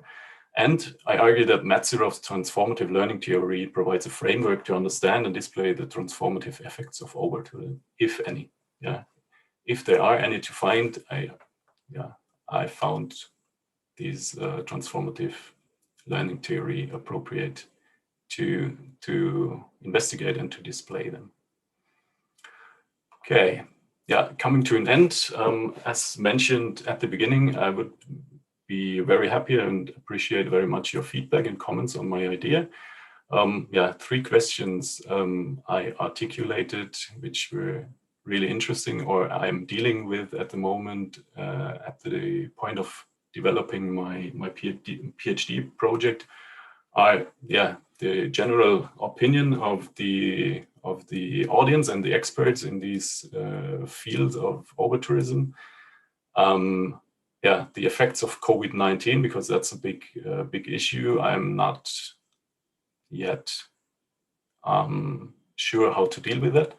And the 2 examples I want to carry out are Berlin and Palma, if you see those appropriate for such a study. Well, that's my references, and that's the end. Thank you very much for your attention, and goodbye. Thank you very much, Sebastian. Very interesting presentation, a very nice link between the first 3 presentations in this session. I'm not sure if any questions have come through yet from the YouTube chat, but you can always enter into there afterwards. I was particularly interested in the idea of transformations that take place in the face of overtourism contexts, and from my own perspective, I've had more interest in the past in the transformative effect on places, which of course implies that people are implicit therein. But some of these theories sounded very interesting in terms of the transformative learning theory, to look at the transformative effects on different collectives that have to coexist with tourism. And you mentioned that the transformative learning theory by Merizo have been applied a number of times in tourism. Are there any other theoretical frameworks that could be used here to look at the impact on resident collectives? Yeah, I mean, I say it from the point of view of what is it that makes a transformation that leads? What is it in a transformation that leads to mobilization of protest and resistance? What is it that's in that transformation that incites people to mobilize? Yeah, exactly. That's what that was my question as well, because first I was focused on the transformation, but then I decided to go deeper and investigate the socio-psychological effects, maybe because for me that's exactly the explanation what triggers people to become involved in movements and to stand up and articulate their political perspective, and and that's basically what I want to examine or to investigate with my project. And I think that has not really been done yet, if I'm not mistaken. So I would also like to open maybe kind of a new discussion and see overtourism and the effects in a broader context, like in this capitalist context, which has been done in various ways, but as far as my review was, I couldn't find these socio-psychological effects. Okay. Thank you for your response there. We have another brief question from Alejandro Gonzalez, who says, very interesting, again, the transformative learning theory aspect. And he asks, how would you expect to analyze this within an empirical setting? Yeah, I was planning a mixed method approach. I want to do in-depth interviews in the 2 destinations. But I was also thinking about a survey to get just a bigger amount of people and their perspectives. Okay.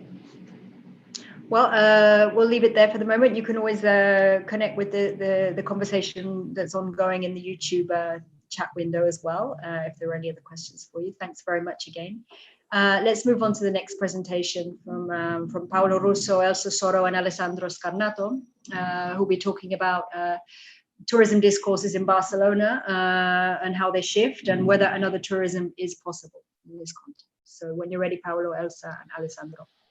Yes, I'm briefly introducing this while Elsa is sharing the PowerPoint. So we hope to tie well to the previous presentations in this session, especially Koens and Claudio's, and also this latter one by Sebastian. Our concern specifically is on how political discourses on tourism are crafted, and social and political actors position themselves around tourism-related issues, possibly conforming more broadly urban or place regimes, or subverting existing ones. So our idea is that this could be seen as embedded to the evolution of destinations, driven on one hand by tourism growth and tourism change, but also by changes that are social and cognitive in societies and specifically in local communities or constituencies. And we are using the case of Barcelona, which I think you all agree is a great laboratory for this type of research, tracing discourses on tourism in 4 successive municipal election campaigns from 2003 to 2015. 2015 could be seen as a remarkable political turn with respect to the tourism policy agenda in the city of Barcelona, and something possibly, or maybe not, but this is something that we are dealing with in our paper, something of an urban regime change. We have explored this issue in a previous paper that I published with Alessandro Scarnato, who is the third co-author of this one, in the Journal of Urban Affairs in 2018. And now with the contribution of Elsa Soro, we are extending our argument using the social semiotics as an analytical device and toolbox. So I'm giving the word to Elsa for this presentation. Okay, thanks, Paolo. Thanks, Julie, for having us here today. So in these next 12 minutes approx, I will just go straight to the methodological approach with which we use for analyzing such a shift on turn in tourism politics in Barcelona in the over the last 15 years. The methodological approach we use is, we call it social semiotics approach, which is a branch of semiotics, the discipline that study the meaning-making process, which is also my personal background. And this approach the study social phenomena and practice through their textual and narrative representation within a given context. For example, a movie within this framework, it considers a text which display representation or ideologies about the world it represents. Text and discourses that circulate in society, for instance, through mass media or media, reveal how new or dominant vision of the world emerge and how social meaning changes through times. So the analysis of the narrative form is up to illustrate the confrontation and the negotiation between different values and how such values are embodied in social practices by different actors. These are some authors that are very mentioned in and very pioneers in this kind of approach. So with this framework, the analysis in this paper, in this work, looked into the elements articulating discourses on tourism as drivers of specific urban regimes. This is the hypothesis we had in our study. So what we analyze it. The specific subjects of our work were the discourses that circulated in media during a crucial lapse of time for the characterization of the political stances in Barcelona, such as electoral periods. Even though in recent time the traditional media on on public opinion has been yielding to new media and social network, of course, the printed press is still a great use to track the evolution of social discourse. That's why we consider our sample consisting in a selection of articles published in 4 sources that you can see in this slide, to Catalan with also a national circulation newspaper, a well-respected grassroots magazine, La Veu del Carrer, and obviously The Guardian, that's everybody know what is about. So these 4 sources cover reasonability well, the range of political and societal sensibilities on urban issues. We analyze extensively, we cover extensively the periods of the electoral campaign for municipal election in the first month of charge of elected administration over 4 electoral periods, that Paolo already mentioned, to from 2003 to 2015. So what's about our method? The objective of our analysis was the detection and characterization of the main themes and figures that have been published associated with tourism over the last 15 years, and the positioning of the different actors to that respect. In the table, you can see exactly the number of articles that we have effectively analyzed. So, in fact, we have selected the article that has to do directly or indirectly with tourism, which directly or indirectly mention tourism or tourism-related issues.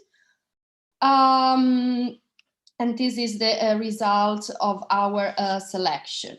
Secondly, we have classified the actors delivering a statement on a tourism-related topic or as social actors. This is like the classification of the actor, social actor, meaning namely citizens, associations, civic movement, and so on, expert and academic, the second group. The third group, political actors, which were the main political forces at stake over in the period we have analyzed, and of course the business firm, community, stakeholder. Thirdly, we have registered how such actors positioned themselves on the different topic.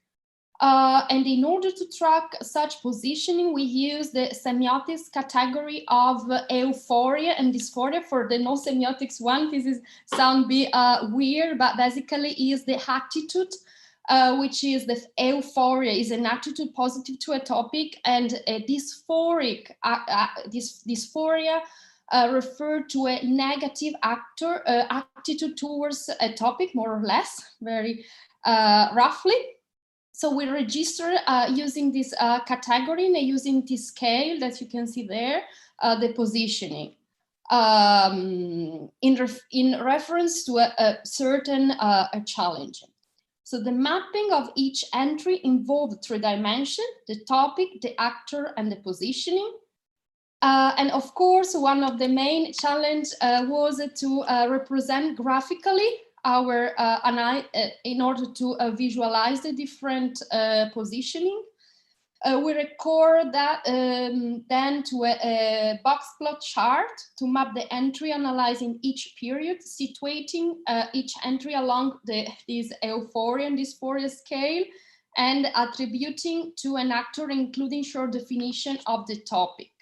A same topic obviously is mentioned and valued by more than one actor, of course, in each period. Third step it was to analyze this to identify topics on which there was a consensus, either euphoric consensus or dysphoric consensus, and those topics which were divisive. The initial array of tourism-related topics detected in the analysis was very large. Of course, what we did we reclassify the actor into 5 broader themes: tourism and business, tourism and local identity, tourism and mobility, tourism and public space, and tourism, housing, and population. Okay, in order to have themes around which the different actors were positioning themselves. So just a very short interpretation of the analysis. In this figure, you can see topics, actor, and discourses, characterization from media and sources between 1999 and 2003 in the so-called post-Olympic period. Okay. So, for example, the discourses around tourism in that moment were more related to the success of Barcelona internationalization strategy and an optimistic tone has been transversal to the majority of the actors at stake. The main challenge shared by the most actors regard the role that tourism success can play in the attraction of foreign investment and the necessity to stabilize tourism growth and job creation through a wider range of attractions. Okay, so unsurprisingly, there was a little divergence. The divergence was just little in comparison to the next lapse of period that we have recorded. So the divisive team just regarded the opinion on the planning of the forum of culture. That was a very divisive topic by then. The following figures show the representation of a tourism-related team in the 4 electoral periods. So we don't have now time to go through all of these figures. So I just jump to the last one in the square, which is the 2D, the figure which refer to the moment in which of the year 2015. So behind these lapse of time, there are 2 politically important events that marked that lapse of time, that was basically the resurgence of the Catalan nationalist movement and the rise of Barcelonan political force from the experience of the multitudinary campaign in the heart of main Spanish and also European city. So figure 2D tracked the representation of tourism-related themes in this crucial 2015, when Barcelona won the election the first time. The first thing that we can note, if we can note from the matrix, is the appearance of tourism as a central topic in the campaign, which quote in the consulting media almost doubling compared with the previous periods. The opinion on the 5 themes are also greatly divisive. It can be noted that positive opinion on tourism remain just among some business actors, even though even among them there was like the topic of the rise of new hospitality platform, rise the disagreement of the traditional hotelier sector. Okay, so is in this sense, this is the moment that if we can call it over-tourism, really start to become a topic also for media discourse. In fact, the Arch has a critic focus on the effect of tourism on public space and the effect of the impact of tourism in resident life and of course related to the rise of the tourism-related employment, so-called and so on. So jumping to the conclusion, so this last slide, these last figures refers to the development of tourism-related themes over the 2003, 2007, 2011, 2015 periods. So just for help you with the interpretation, the 5 themes are represented with different geometric symbols. Their salience, number of quotes in the sample of article examined, is proportional to the size of each symbols, and the color, lighter or darker, stand for the higher disconformity of opinion among the actors considered, measured as a variance of the score received along the scale euphoria and dysphoria. So if we can interpret it very shortly, we can see that the figures show how tourism-related themes have generally gained in salience throughout the 4 periods, increasing their exposure in the media. The business-related and housing-related themes above the rest. More remarkably, all the themes have become more divisive throughout the years, reaching the high score in the last period, in the 2015.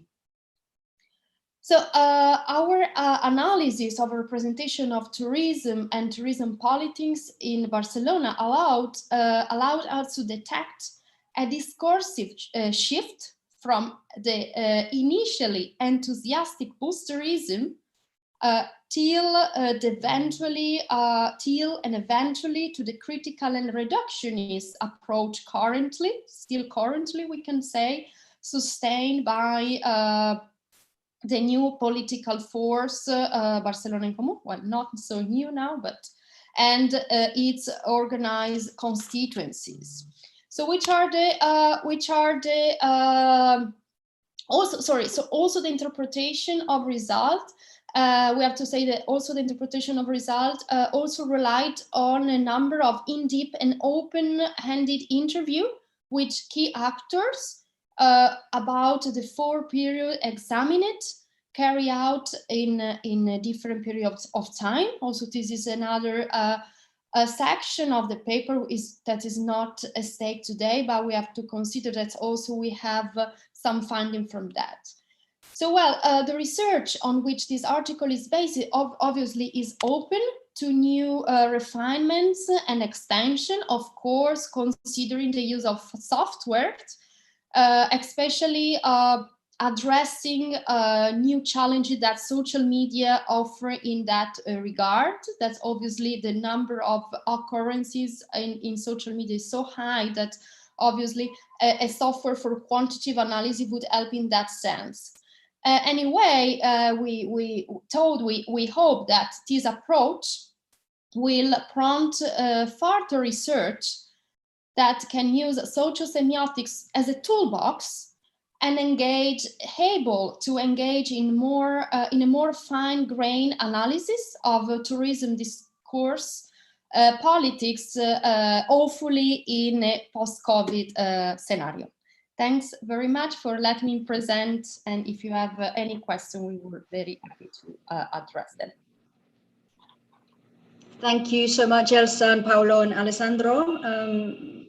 Personally speaking, really interesting stuff. I'm also interested in kind of the new actors that are entering discursive spheres and opinion fields in relation to tourism, particularly in social media.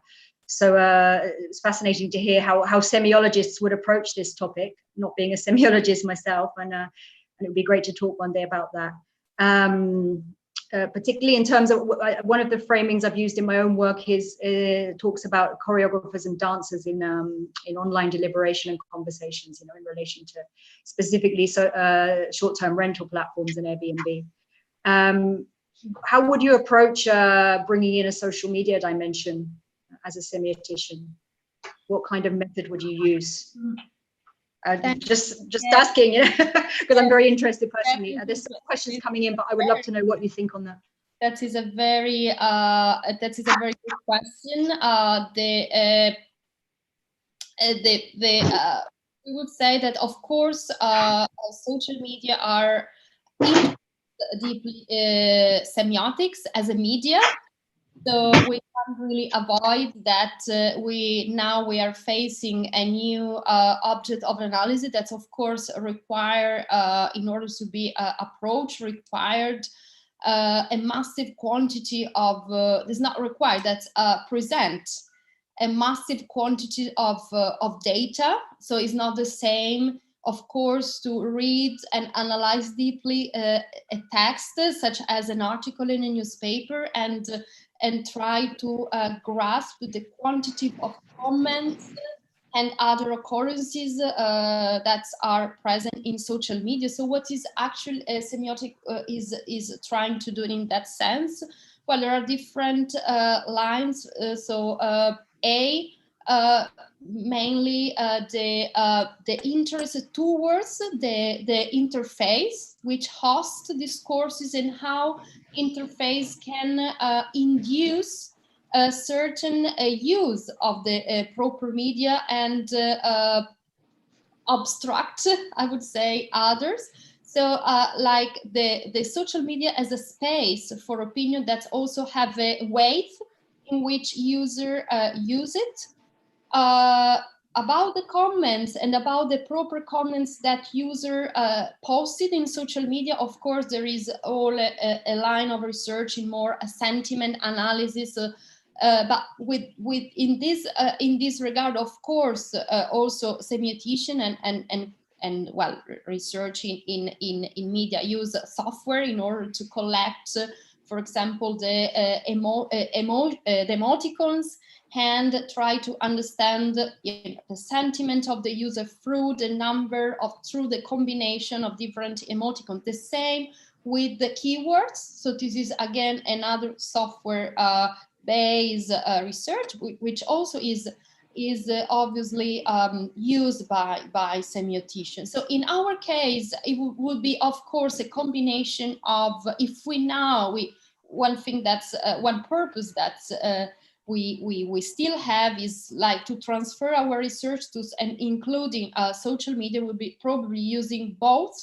From one side, analyzing the key user, for example, and the user that have a big influence in terms of how they organize their discourse in more a qualitative way, but on the other way, like try to use a software for the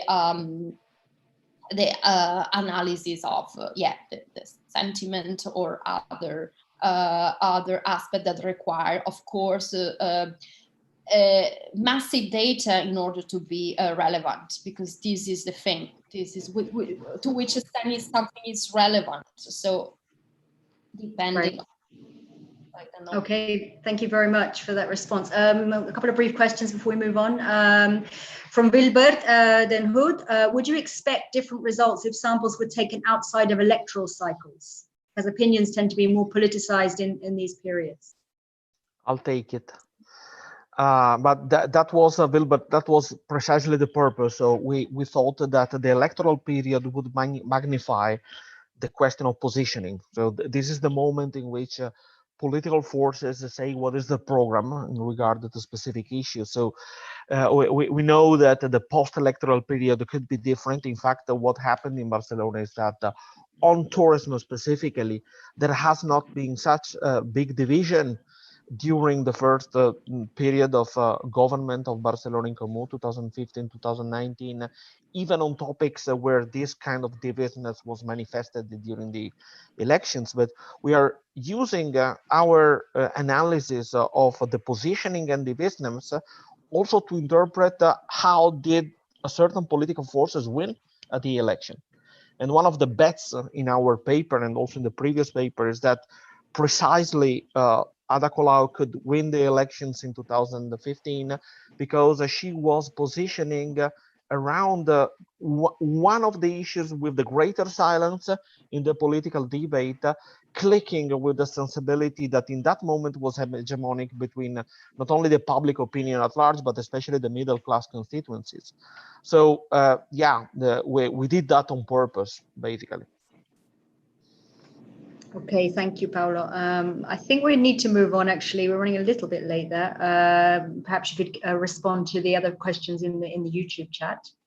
And we'll move on to the next presentation, which is by Alejandra Téllez, Mariana, Laura, and Raquel, who will be talking about policy instruments for the management of sustainable tourism in national parks.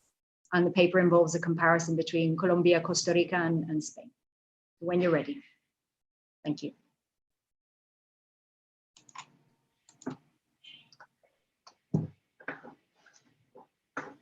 Good morning.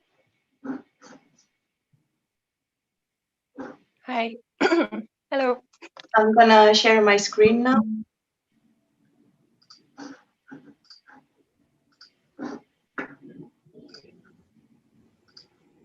Vale.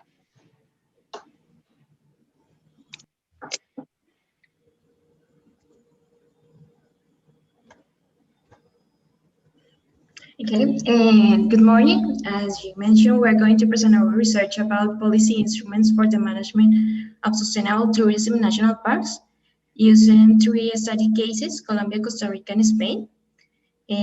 This work we did it for our thesis of the Master in Sustainable Tourism Management in Australia, and now we are working to convert it in a article. Okay. Okay, this is the index of today's presentation.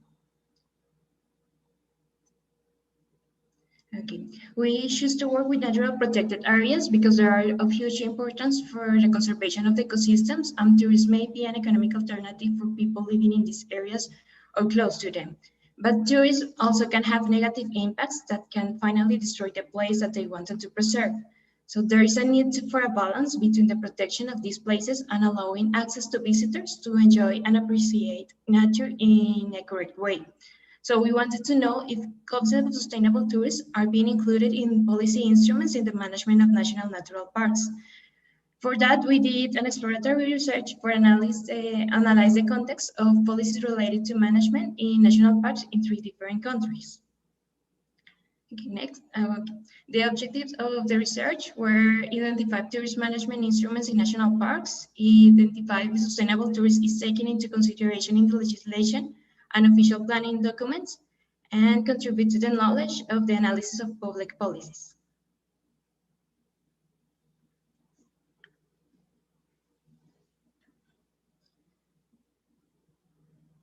Now.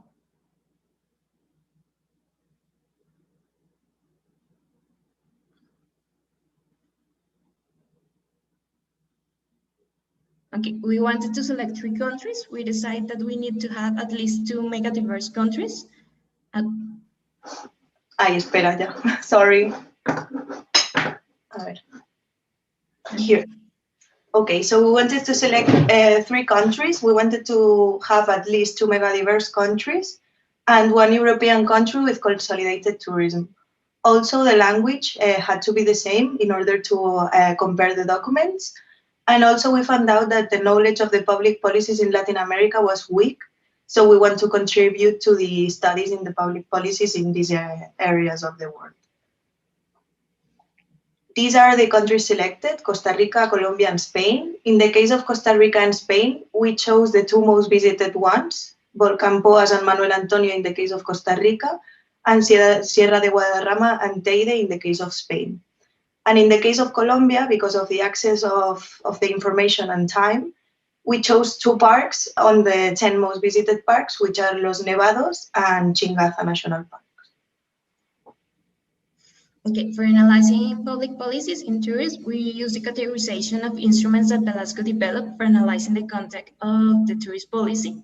She established 6 instruments, and we analyzed 3 of them, taking into consideration the restriction of accessibility to the information and time. The research focused on organizational, normative, and programmatic instruments. Okay, for next. For organizational instruments, we identified the different organizations involved in the development of tourism in national parks, and we constructed a diagram with the relevant structures and their hierarchy. On the right, we see some logos of the organizational entities that we found. And next. For normative instruments, we identified the legal norms, laws, regulation, and compliance standards for each country that are applicable to the management of tourism in the national parks. We then search the documents with the use of keywords, sustainable tourism and ecotourism, and analyze the context where they appear.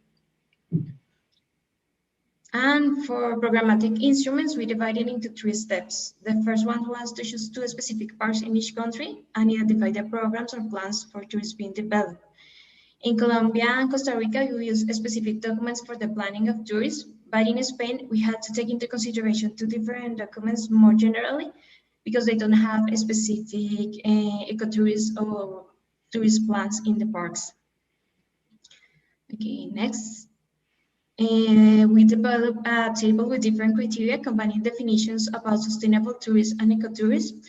And we identified 11 topics and 35 subtopics that were involved in those terms. In each document of planning of tourists in parks, we identified they take into consideration or not these topics and if they have actions related.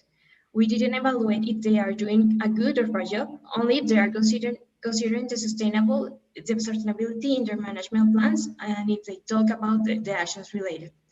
This was a documentary research. Okay, so now we will go to the results part of our research. We will start with the organizational results in Colombia.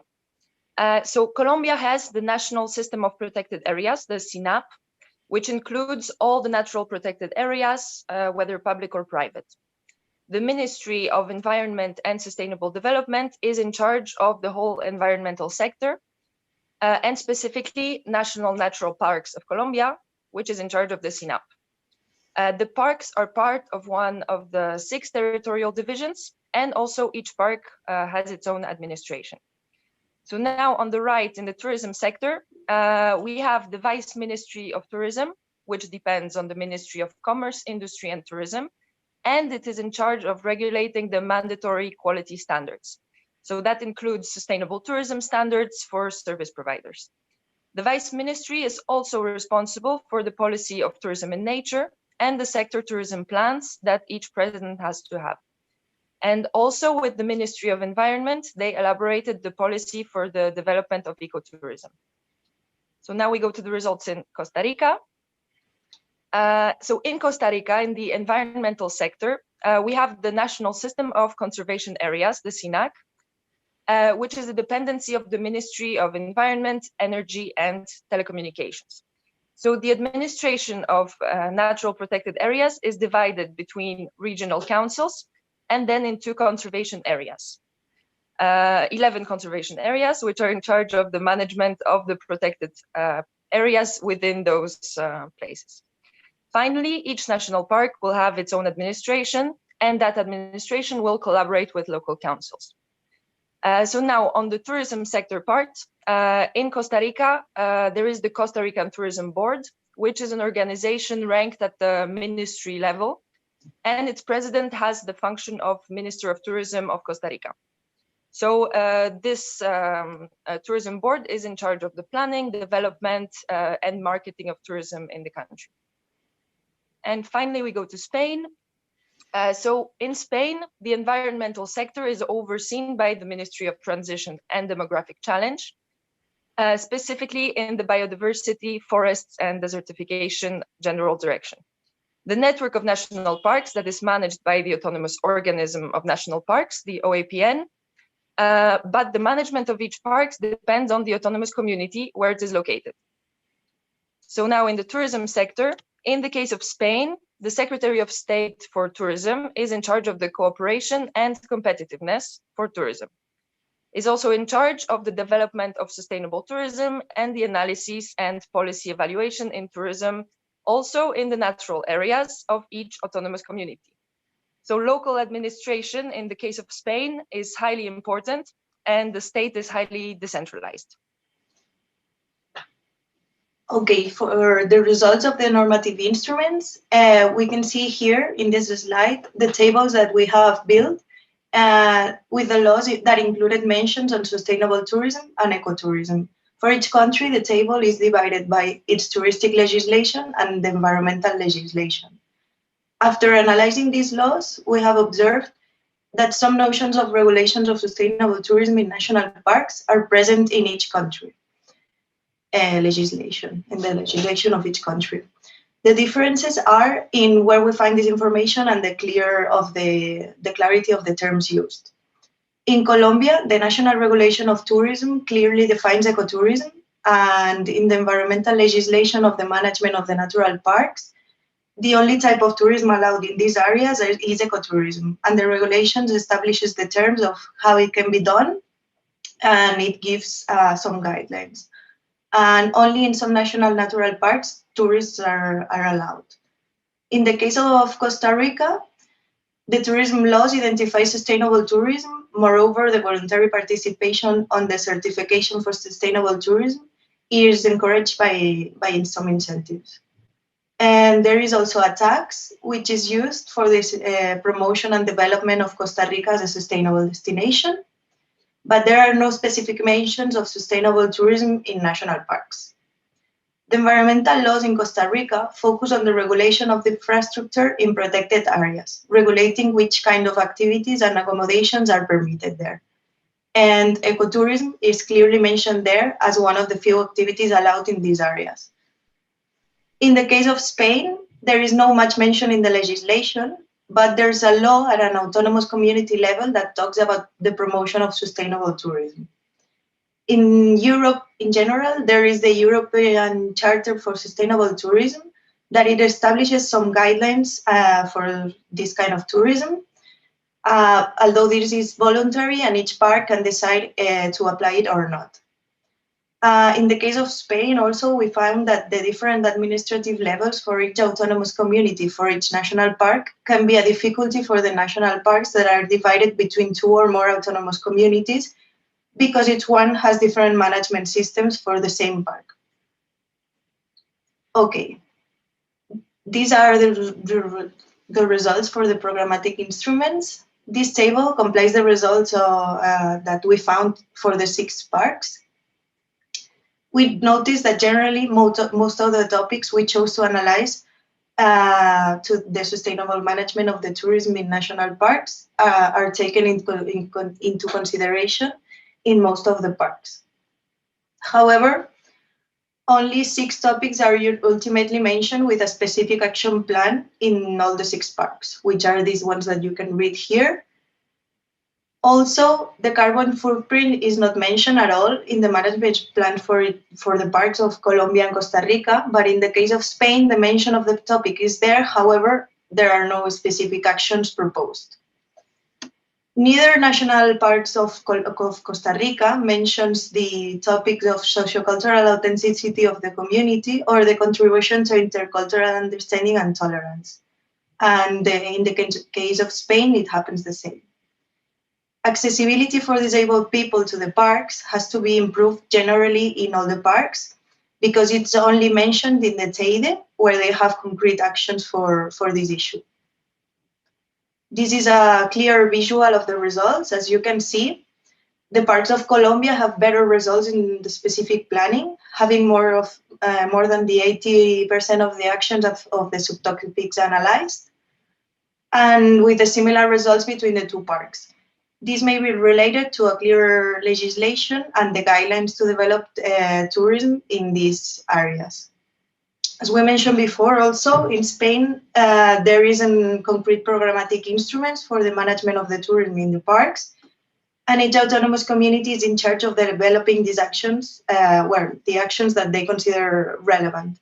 So this can explain the difference in the results in the case of Spain.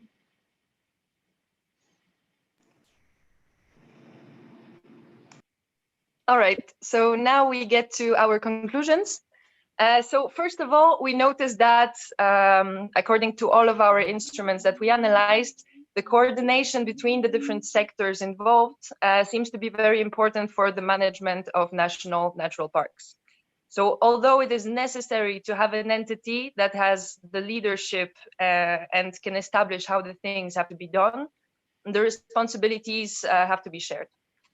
Another point, so as the boundaries of nature are different than the ones created by humans, it caught our attention that while Costa Rica and Colombia have divisions according to ecosystems to conserve the territory and to improve the governance of the parks, it looks like in the case of Spain, the parks are considered more as isolated places, and their administration is strictly territorial. So this can cause problems, like in the case of Sierra de Guadarrama, which territorially is on two separate autonomous communities, Comunidad de Madrid and Comunidad de Castilla y León. And as such, it is under both administrations and legislations.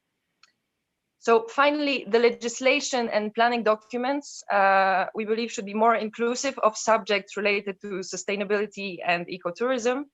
And they should include tourism management as well as protection of the environment in a cohesive and cooperative way.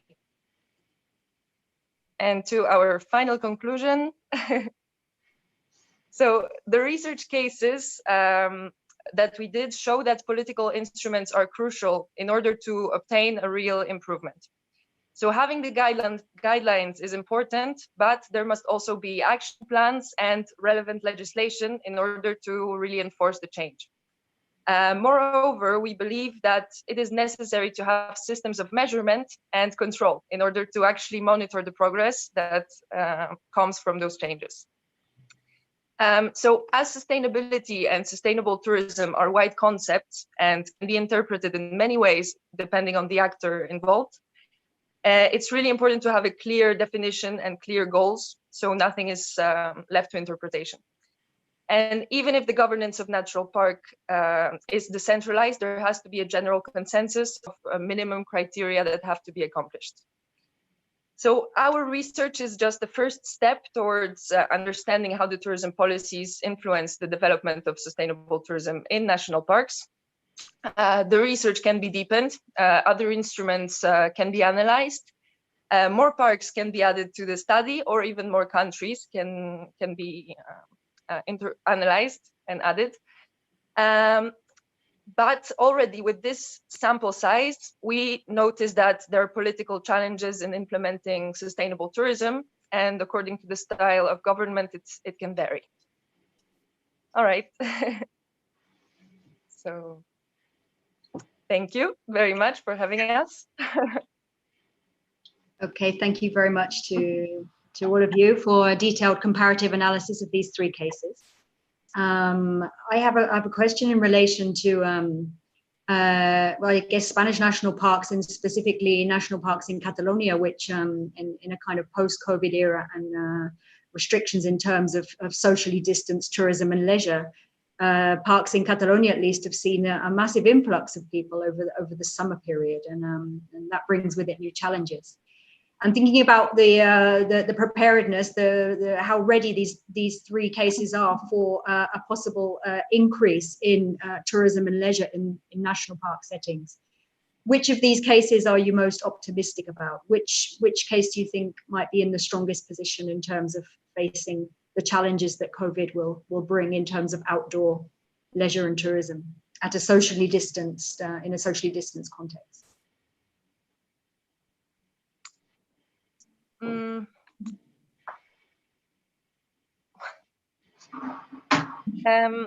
I would say probably the cases of Costa Rica and Colombia, especially Costa Rica. I think most tourism now, at least with the COVID situation, would be local tourism. And I think the parks in Costa Rica are mostly visited by international tourists. So I don't know how bad the situation would actually be there. Then the rest, I don't know.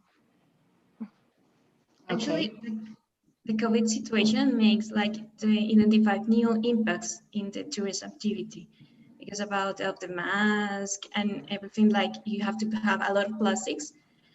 For example, in Colombia, there's a legislation that was trying to implement that avoids plastics to enter any kind of plastics. And yeah, well, the COVID, it makes us like rethink some kind of things that they say that with the COVID we are like, okay, going back with some things that we have already accomplished.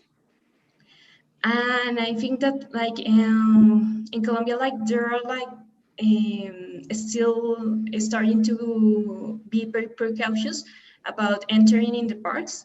Like not all of them that are allowed to tourists are open again to to the tourists. Like they're going, and here there's going to be a lot of precautions, not also for the parks, but also for the COVID. Like they're still like doing it carefully.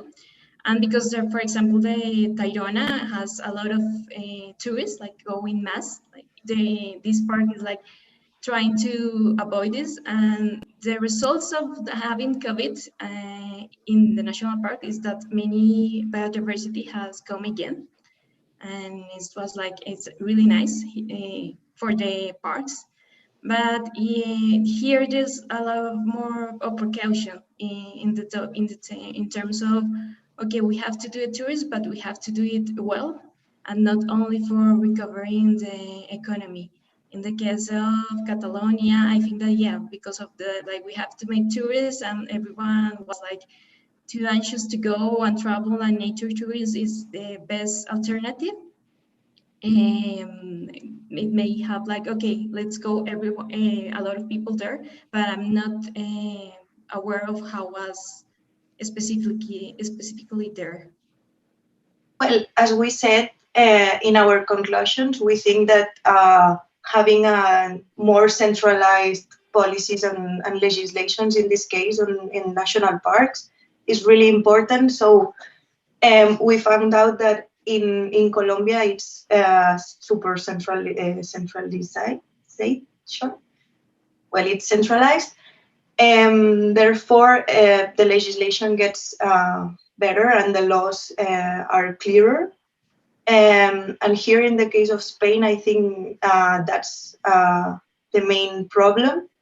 So I think we should focus on that in the case of coronavirus, especially in national parks, because people is massively going there as they cannot do anything else. So they want to be in the nature so bad, and there need to be clear policies in order to have a good tourism there and a good activity there. Okay, thank you for that. We have a couple of questions here briefly from Alejandro Gonzalez. One of the issues of the MPA is the update of the public use plans, which are key for organizing tourism mobility. And he asked, did you take this into consideration? The public use plans. In the case of Spain, yes, we considered those plans, but they were not available, or they were not. I write to each specific park, and they were not available. Also, I think with this situation, they were not answering to everyone, so we couldn't have access to them. Okay, thank you. And finally, a question from Alba Fon, who has a query regarding the documents you analyzed in the case of Costa Rica. And she says that SINAC carries out the general management plans for its national parks, and most of them have a sustainable tourism plan in place. And she mentions that she understands that you analyze the general sustainable tourism plan at a national level, but not the specific plans of the Manuel Antonio National Park or the Volcan Poás National Park. Maybe you could comment on that, on the specific plans for each park. Yes, well, we did analyze the specific plans for each park. So there was the general guidelines in the beginning that were more generalized, I think, but after that, the concrete plans were different for both parks. So I don't really understand the question, I think. Okay, so it was taken into account in the analysis. Yes, it was the two separate parks, yeah. Okay, well, I think we'll draw a line under the session there. Thank you very much to you all for this interesting presentation. Thank you to Joseph Chia in particular, and to all the participants that have presented their papers in this session. I've really enjoyed it myself. I'm sure everybody connected via YouTube has also enjoyed it. It was a really nice, coherent set of issues that we've been discussing. And I'd like to welcome you all back at 3 p.m. for the fourth and final session of the workshop. So thanks again, and see you a little bit later. Thank you. Thank you. See you later. Bye.